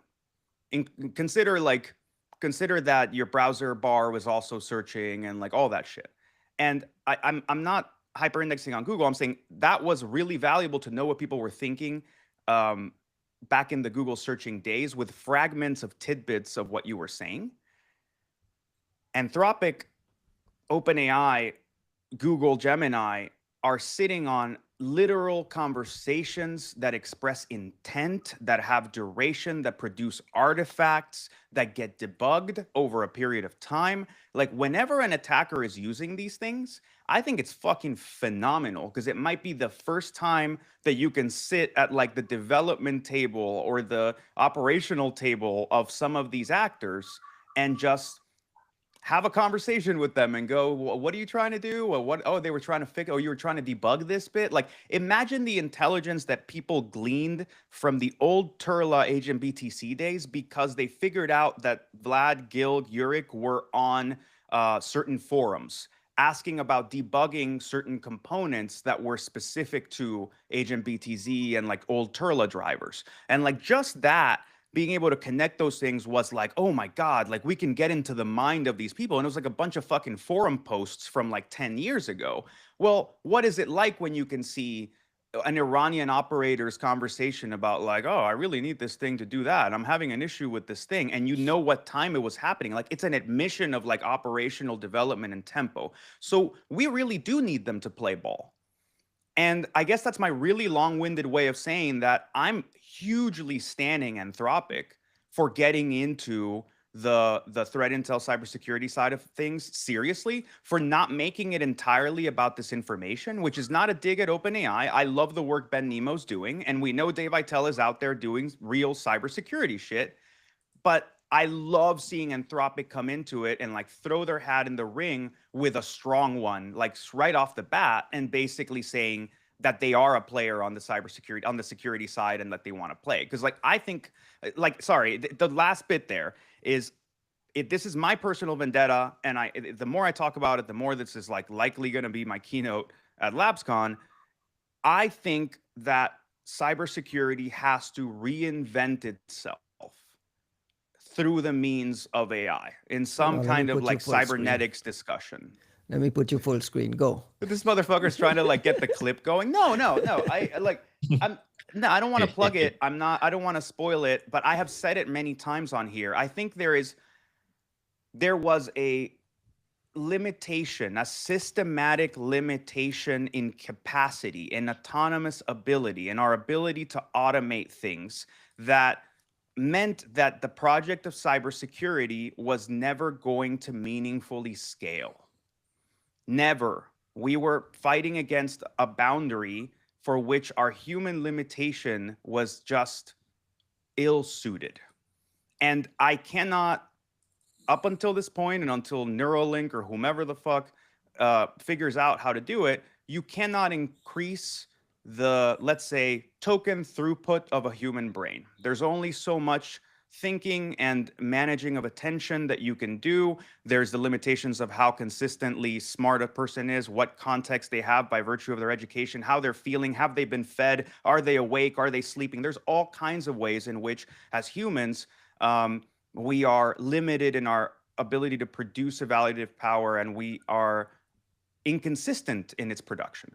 So having agents, like, yes, it's AI hype, whatever the fuck you want, I don't care. Up until this point of AI development, we have been able, or as a society, as a species, we have been able to create a certain greater level of autonomy that can be deployed, parallelized, fed by electricity, reproduced infinitely, that changes the ROI calculation for the kind of work that is worth investing into, that is worth doing. Because when it needed a human being, it never made any sense, right? I will not take someone with a certain level of ability and knowledge and a limited amount of time and put them to manually classify every blog that comes in to see if it has IOCs, if it's interesting, is it about China, is it about Russia, is it about whatever, which, like, little things like that, you go, yeah, but how important is that? Well, actually, it is important when you start talking about, like, how do we structure all of our historical data? How do we systematically follow the same intelligence production processes for everything we ingest? How do we know that we can rely on the data that we have? You know, in many ways, this was the promise of Recorded Future. They knew, as like former CIA people, that you do need that kind of like analytical fabric. The problem is the technology wasn't there, and they sure as shit weren't selling it, but they had the idea and they were promising the right thing. What my argument now, and this is a very long-winded and ridiculous tangent, is we are getting there. We have gotten there to a certain degree. And even if all AI development stops today, where we are today, it just will not get any better for another 20 years. We just got to settle with, like, this is AI, like, for now. The cybersecurity industry has gotten the tools to scale up in its management of the problem to a degree that was impossible before 2022. And that shit is not small. considering that we were a failed project that was not going to be able to operate at the scope we needed for the problem we have at hand, and the problem is only getting bigger, we need to not be excited about AI. We need to reinvent our entire industry in terms of what you can do with increased autonomy, and not be worried about losing jobs and not be worried about any of that shit. We should be worried that up until this point, the best that we could do with everybody who put their hands in it was not very much, and should instead be willing to cut that carcass out and say, fuck it, this is the moment to like reinvent ourselves through this. So I'm glad OpenAI has been playing. They have a very specific focus with what they're doing. I trust Dave Aitel, Matt Knight, those guys to like build some cool shit. There's no way a single company is going to approach this. And I think for something as complex as cybersecurity, domain expertise is going to matter way more than the AI part of it. It's just about putting the right features and capacity and capabilities together in service of figuring out what AI for security means and how you actually do that meaningfully. And frankly, like, it's my project. Like, it's what I want Sentinel Labs to be doing for the next 5 years. It's what I want Sentinel One, which is a company that has promised itself as like the AI company in cybersecurity. I think it's in our mission to be the ones experimenting and like kicking the tires on this shit and saying, this works better. This, we can do this that we couldn't do that before, blah, blah, blah. That's the mission as far as I'm concerned for the next few years. Before we jump off, we got some breaking news. Amazon just published a blog post that you have up on the screen there. Nobody got a chance to prepare, so we're going to respond to it very live. Amazon disrupting a waterhole campaign from APT 29, Midnight Blizzard. Threat actor associated with the SVR. We got some news here that Amazon themselves is participating in this space, just going back to the GTIG thing a second ago. So I'm just looking at this live. Any thoughts quickly, Costin? Are you familiar with this watering hole campaign? Is there like any IOCs in there? There we go. Do we get anything? We got Something, CJ I don't know. Moses. I haven't seen it. Ooh, YARA rule. Is that the YARA rule? when? Is that the YARA rule or what is it? Sample where's the link? JavaScript code. Oh, indicators. Find Cloudflare. I've Breaking seen this news before. 6 hours ago. I see. Yeah. We just saw it. I've seen this domain before. Check the system. Check the system, Costin. Give it to us live, man. I'm checking the system live, man. Check the system I'm live. checking it live. Come on, the customers are waiting. CloudFairyDirectPartners.com, lure victims into Microsoft's device code authentication workflows. Somebody, Ryan's gonna love this. Someone in the chats, in the YouTube chat stream, is saying 3-buddy problem, 24-hour stream. Bro, we can't break the 3-hour mark. These gentlemen are like, how, we need to go pee. Like, we can pause it. We can break. we can pass the mic. Costin goes to the bathroom. Even Joe Rogan breaks. Even Joe Rogan breaks. But Joe Rogan's getting high. He's having a good time. I haven't seen, I don't see you guys hitting that. You guys are too, right? Before we got sidetracked with the APT 29 Amazon thing, Costin, quickly, I wanted you to give a closing thoughts on the Claude Anthropic blog post and the Frontier Labs as the threat intel providers, as the guys on the ground doing the watching of that. Is that where you see a business model for those guys? Is there room for private sector to be involved in that in some way? How do you see like monetizing that and the ability to and the effort that they put into making sure they're like publishing these reports on a monthly basis about what they're seeing? I mean, look, this report, including the PDF file, because there's like this summary, and then there's like this extensive PDF file, which, in my opinion, is maybe the best report to date coming out of these AI companies. Is maybe perhaps the most thorough, extensive, and full of details that I have seen. And been a few other reports in the past, right, from OpenAI, from other companies. But this one, it kind of, it in a certain way, what attracted my attention the most, or what raised my interest, is felt like the silence of 10 years ago, like the silent 10 years ago. So 10 years ago, what was going on? Malware developers, they were installing antivirus products on their computers. They would bring home the code from work, be it NSA or whatever. They just play with it on their laptops, and they don't realize there's like silent detections and all that stuff gets sent to the antivirus providers. That was I like don't think 10, they were 15 supposed years to be ago. doing that, Then Costin. they I think some of them went to jail for that.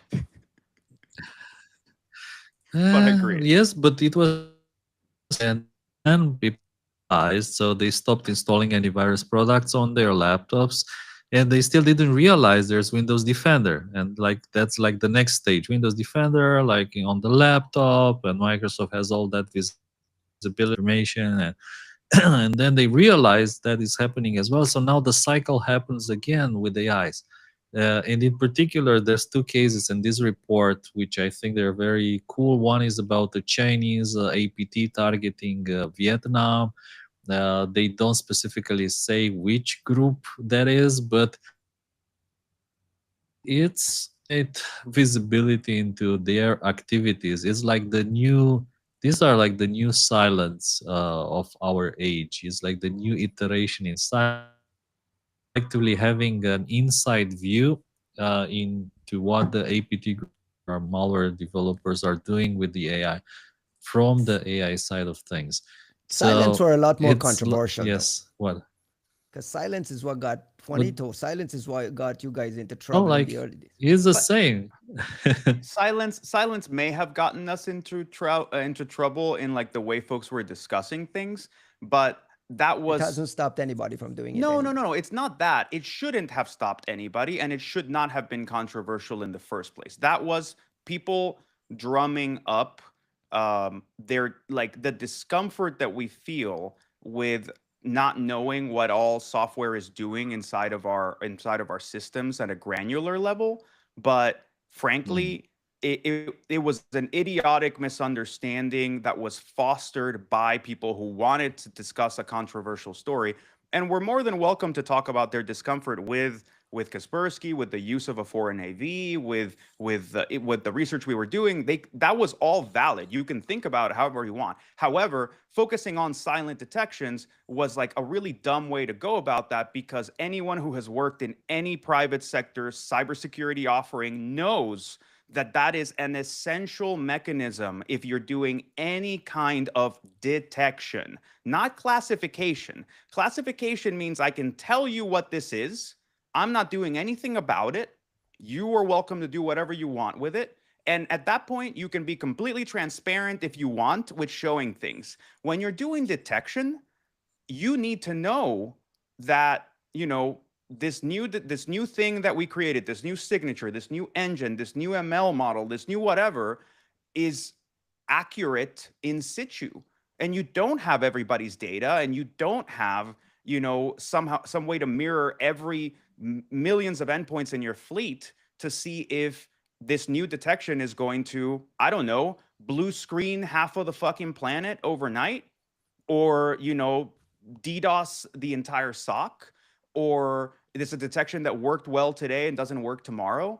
Every cybersecurity product has some kind of silent detection mechanism, just as part of like testing their research rules in ways of trying to figure out if something is spamming, in order to figure out what behavioral detections you can turn on, in order, like, there's all kinds of silent mechanisms. So that judgment on KL, I understand that they What made added it some nuance to controversial? it. Let's get Well, to the nitty-gritty of what actually made it controversial, though, because you're what made describing it all the positive benefits of doing it.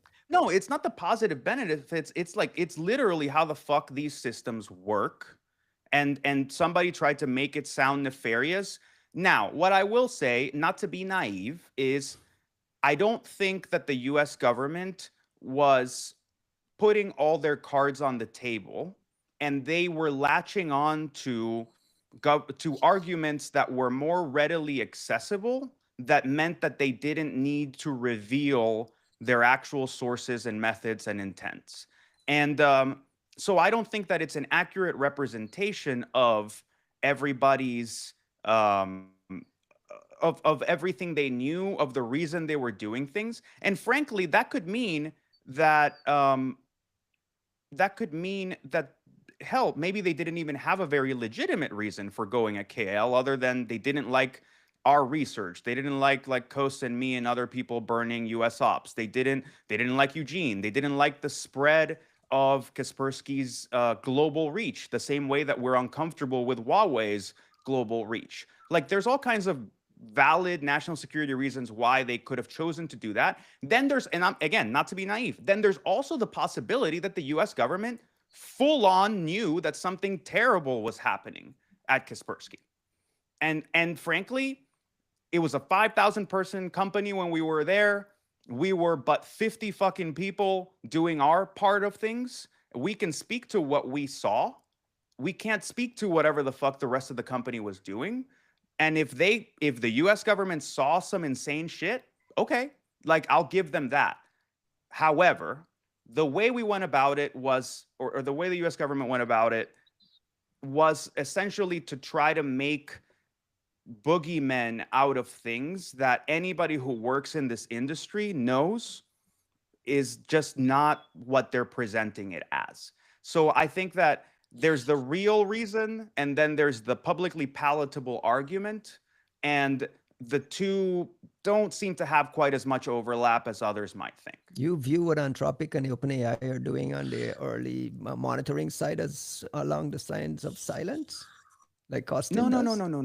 no, not at all. I not at all. I think that I think of it the way that I think of what Google Tag was doing. I think of it the way of like what certain parts of Microsoft for sure were doing, where you have something that someone inputs a lot of information into and gains a lot of information out of that is telling of what those people are doing. You have a very real privacy remit that you need to abide by, especially the frontier companies, right? Like no one's going to talk to the agent the same way. If I think Dave Itel's reading every one of my messages, I'm certainly going to curtail a little bit of the things that I ask, right? Like it changes how you interact with the thing. And I think these companies take that very seriously. So what it then becomes is like, they need to be better about the intelligence side of things in order to have signals of what things need to get taken out of the mega privacy bucket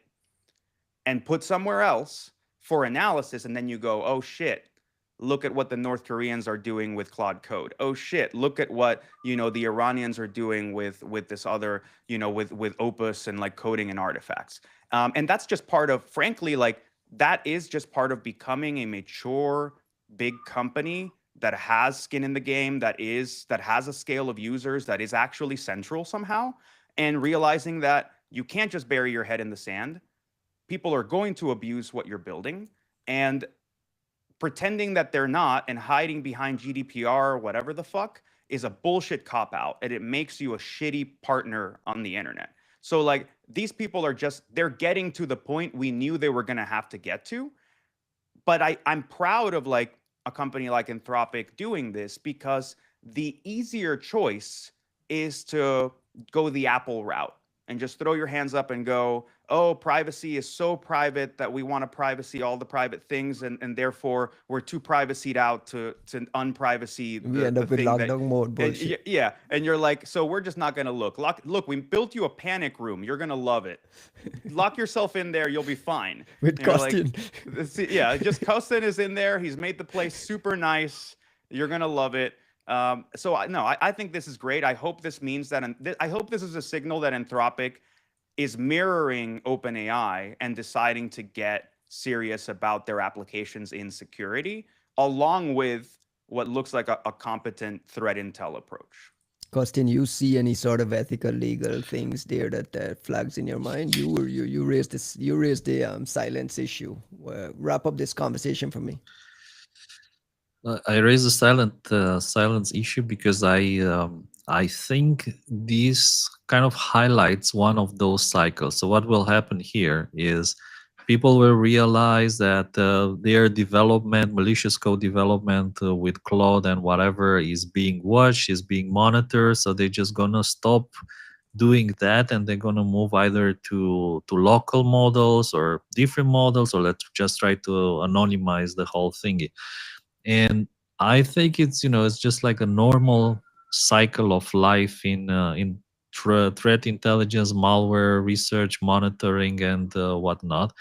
And in particular, I think this tells a lot about Anthropic, because if you're a threat intelligence company, then you don't want to expose these capabilities. That's why people don't talk about silence. They don't want to spook the threat actors from using their platform. Now, Anthropic doing this, it tells me that they want these people away from their platform. See, they just don't want to deal with this shit. They just don't want people using Claude to develop malware. So the moment that you start exposing that, everyone will freak out and they'll just get the hell out of using Anthropic to do all these things, including, again, we're talking here about serious APT actors. So there's like silent Kolima or Cholima or whatever. So there's like the big guys. Like North Korean guys as Yeah, well listed in yeah, here? yeah, sure. Like the big guys leveraging these capabilities to do their operations, which is again the level of visibility from using LLMs. In my opinion, it beats the hell out of everything that was possible with silence back in the days. Like this is like having like A cheat sheet, like a an cardboard analyst cheat in the sheet. Yeah. same room with the bad guy looking over his shoulder at everything that he's doing. So it's Like like getting to be the maybe in the Dutch same for a range. day. Yeah, like being the Dutch for a day, correct? The Dutch for a day.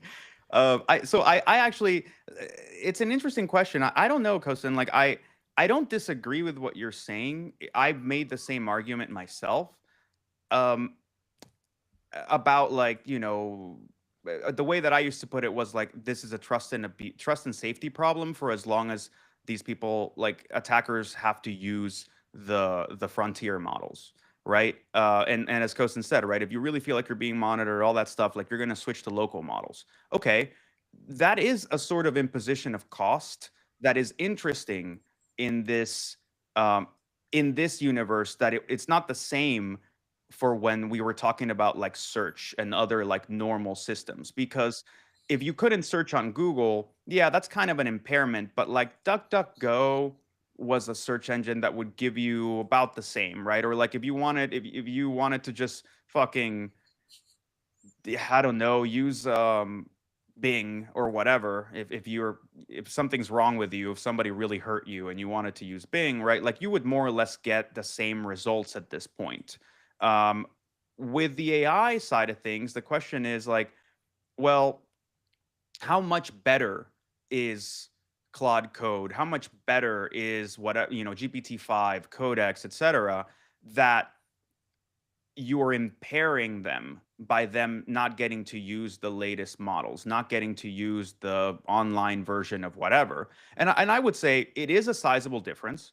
And you do, at least for the time being, and you do have to kind of harness and figure out how the system works. Like there is like a cost imposition to trying to figure out how to do this with local models, and you're not going to get as good results. I think the other side of it is this kind of quashes your visibility to some degree, and it forces them to adapt. I don't, the thing to remember here is like there is a fraud and abuse aspect to them using these systems. I don't think Silent Kalima and the North Koreans are paying for Claude Max accounts. They are almost certainly finding ways to steal tokens, to use credit card fraud, to steal people's accounts, to steal API. And it means that for them, there is a cost. Token generation cost is not so low that you're comfortable with a lot of fraud. And if these people are using it in any meaningful way that isn't just like, I'm saying like, let's say DPR KIT workers. If Claude Code is doing most of the work the DPR KIT workers are doing, and they're doing it on the basis of like fraudulent accounts, then this is costing Anthropic a fuck ton of money.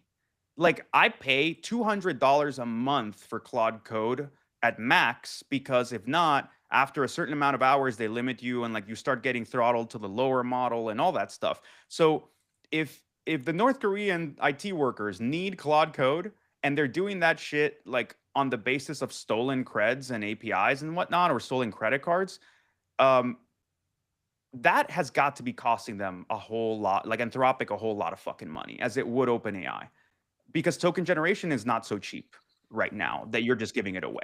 And there's no doubt that there's an executive at Anthropic, OpenAI, looking for business models for cybersecurity, tap into cybersecurity market. So there's obvious ones. Well, There's some just obvious. just Costin is- imagine building like a virus total where you can hunt in all these queries that people are running, like That's why deploying when you YARA say- rules.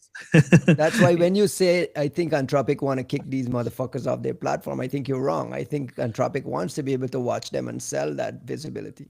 Then they would share this report privately with the industry and have a platform ready, for subscriptions. Marketing has to market first. You know how it goes. By the way, Costin, we are way past the 2-hour mark, and I Are we? gotta wrap. Oh, absolutely. We're 2 hours and 10 minutes in, and I want to wrap up the show. Is this the 4-hour episode you wanted to I do? thought Is you this just like you were the- about to say But- that you need to take a bio break.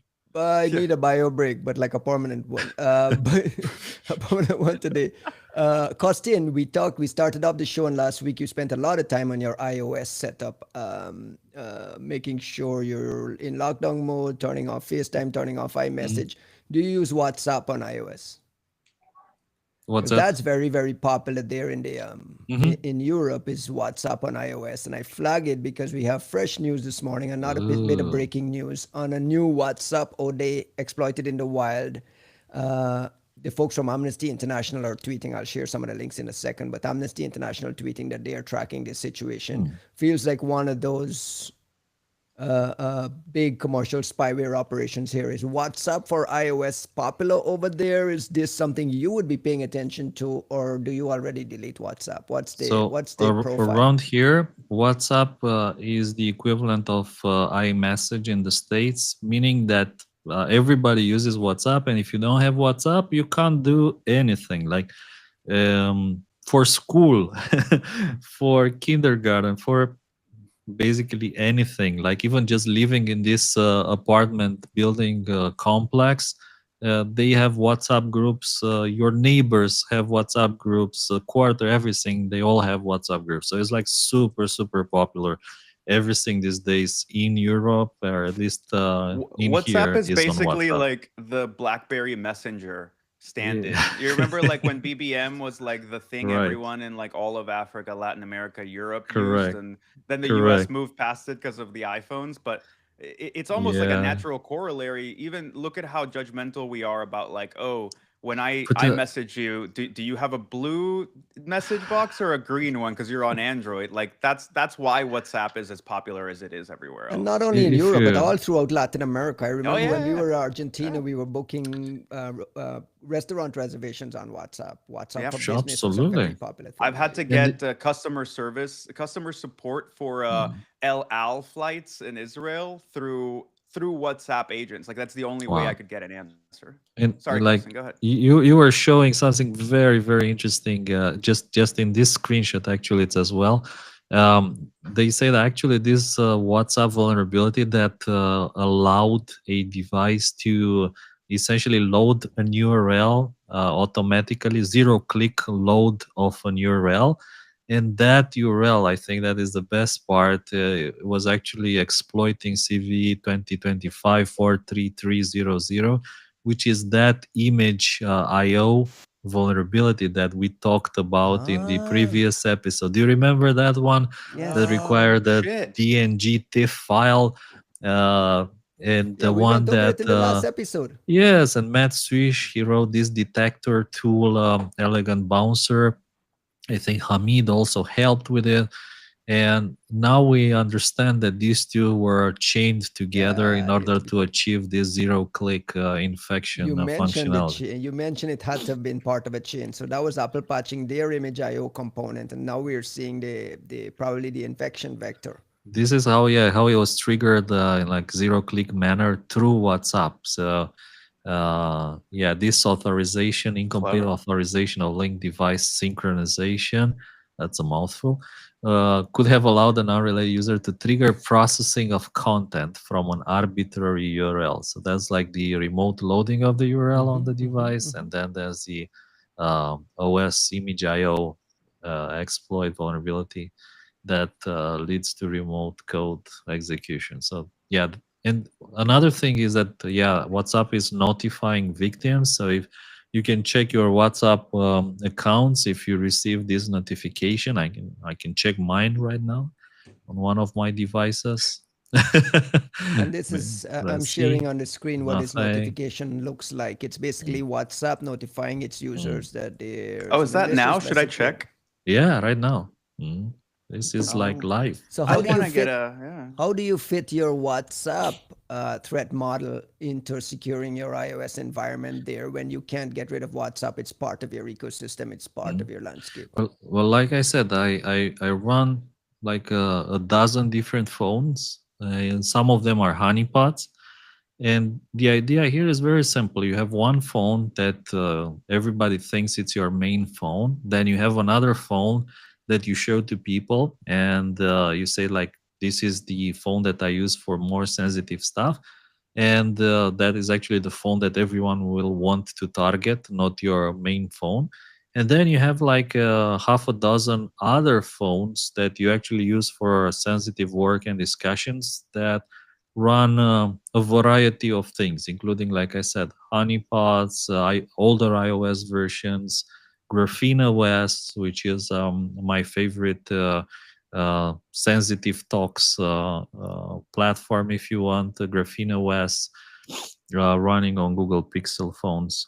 So it's true that you need to invest a lot of money. Ass, though. It's a pain in the ass. Like for living a like you is a pain in the ass. Like this is not a normal way for people to live. Why, thank you. I know, right? But in my opinion, this is the way. Like there's no other way to live. I mean, it's the only way. There's a huge difference between me and you guys, which is that you have a US phone number. Your phone numbers, they start with the +1. And that means that you are technologically protected from being targeted with NSO Pegasus, which has these technological blocks. You will not be targeted by technology blocks. Correct. You'll not be get targeted by Five Eyes and related intelligence agencies because they don't target U.S. citizens, right? So this is like a huge difference from let's say what it means to have these +1 phone numbers and being a US citizen and the rest of the world, which is why you need to run 10 phones, 6 of them with Graphene OS, 2 honeypots, 1 for real, 1 for fake. No wonder your internet is all monitor everything. So no wonder, no wonder, because like 7 VPNs is 80 megabits out of the 100 megabits that I use for that is just honeypot traffic. Juanito, close the show with some shout outs. I thought you wanted to hang out, man. We're not hanging out. No, you're done. Okay. Actually, well, first of all, shout out to like the 20 people that have actually hung out on the live stream. We were experimenting this time around, and like they've been in there chatting, so busy and like I can't keep track. They're keeping me honest and keeping me from just like Important bulldozing over Costin all day. Did you change the way you think on podcasts because there was a live audience? I definitely Did you check your words? Did you tone down certain things? I'm just curious about your mindset, knowing that there's a live audience watching.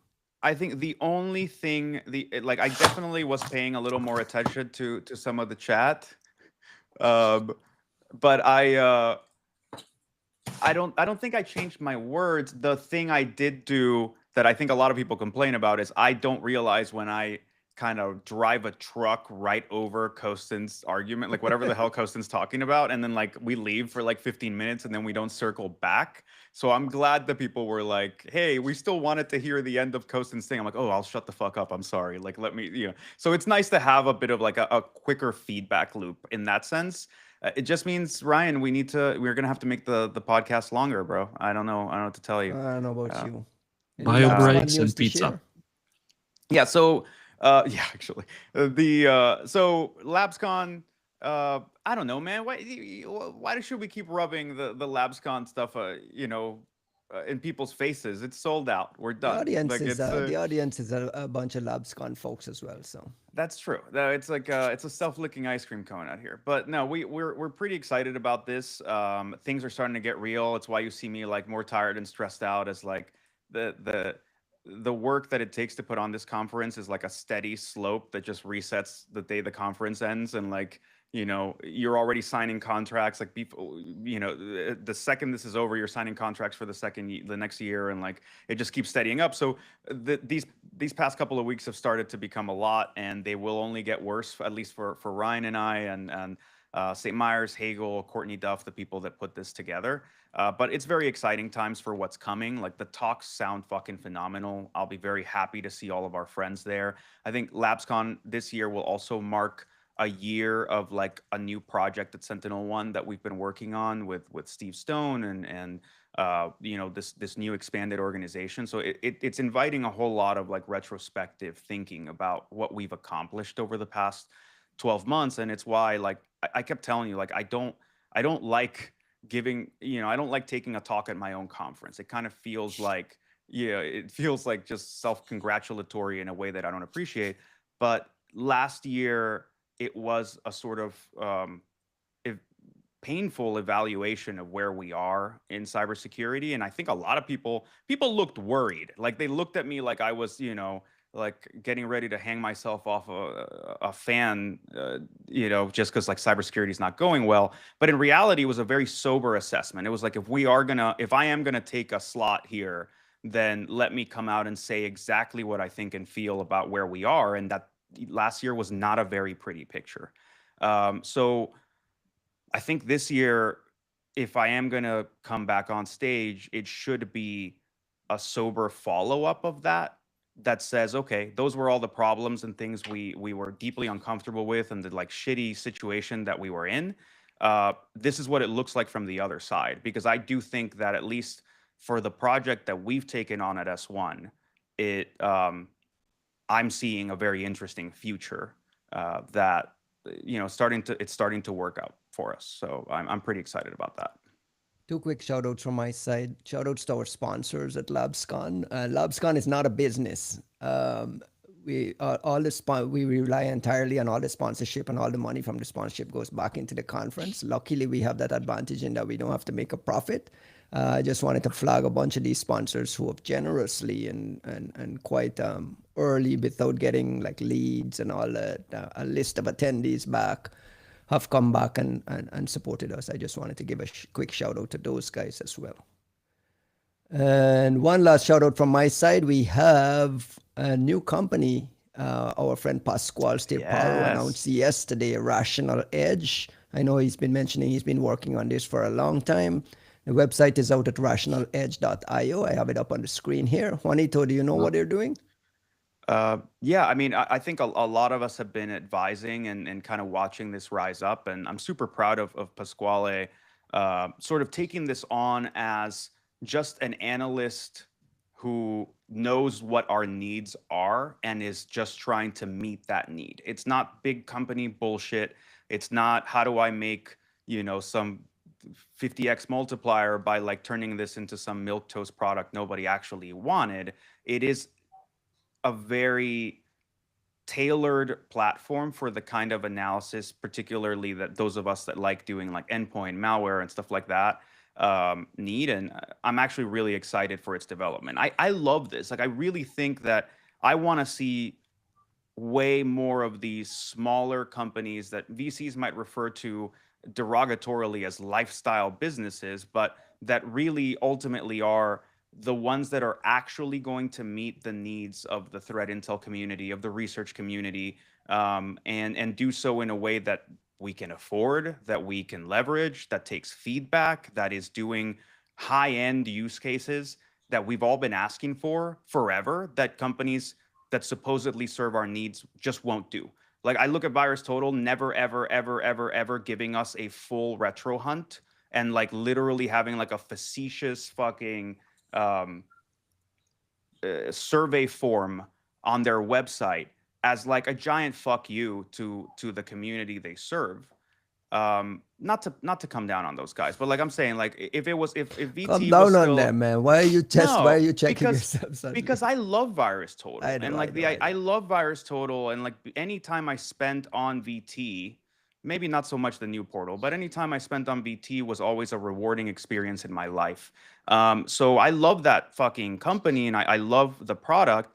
But what I will say is I can accept a Rational Edge or a Virus Total as a little house in Malaga with a bunch of like cool dudes doing some cool shit.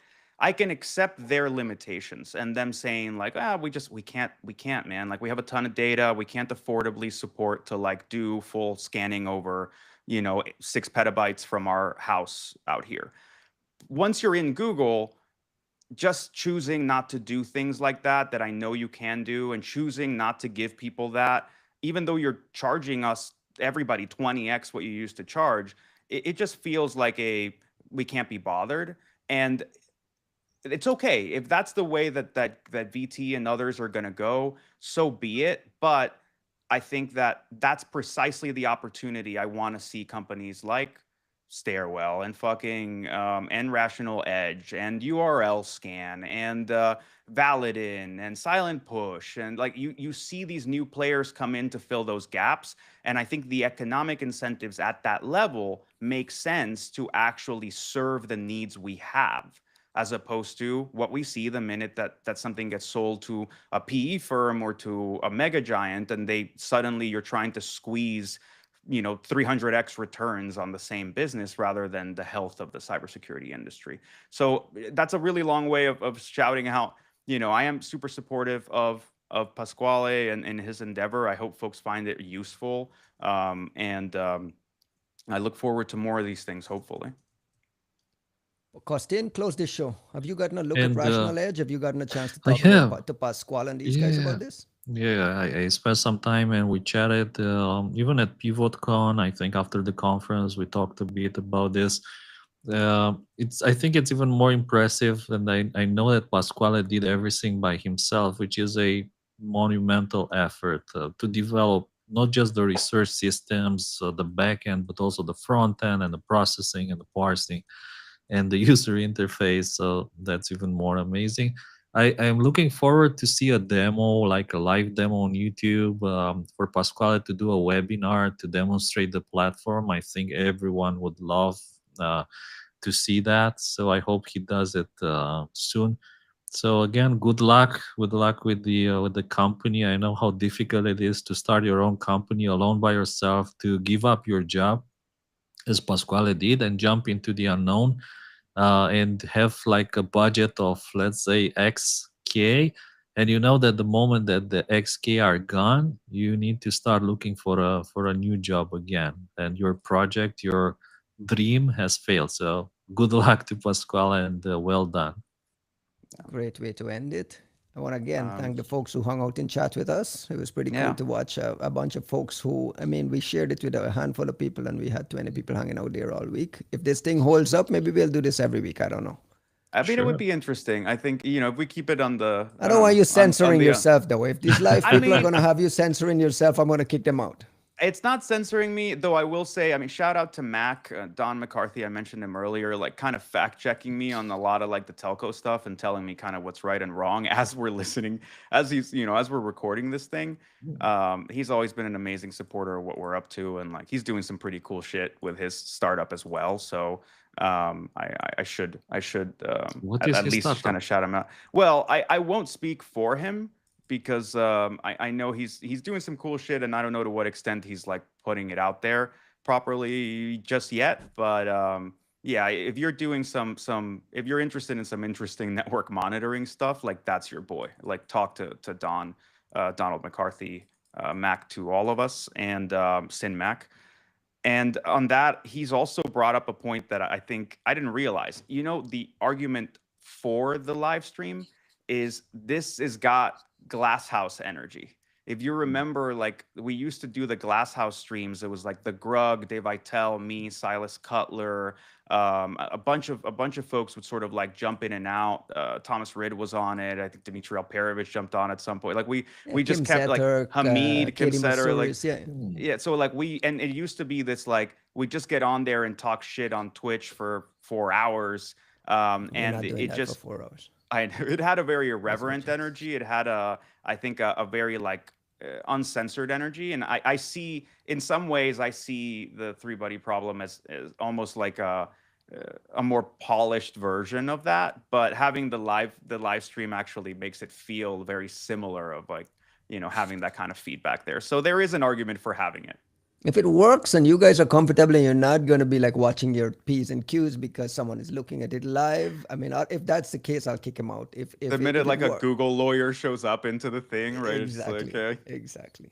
And you know, all we've had folks from Google, GTIG expressing interest in coming on the show. We've had people from we have the ability to do some pretty cool live streams with some live guests and so on. So you know what we should do is I mean, obviously we should do more guests, absolutely.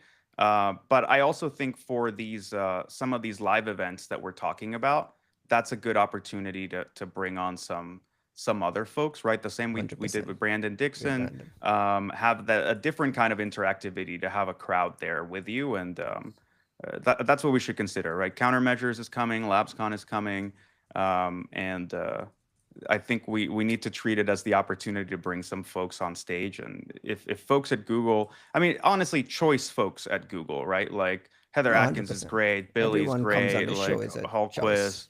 Yeah, but I'm saying like there are amazing people we'd love to chat on with here. Yeah, that'd be great. All right, folks, we'll catch you next week. If I don't stop this thing, it'll never stop. How come we don't have a soundtrack like a Three-Body Problem? No, no, no, no, guys. Bye, guys. Bye.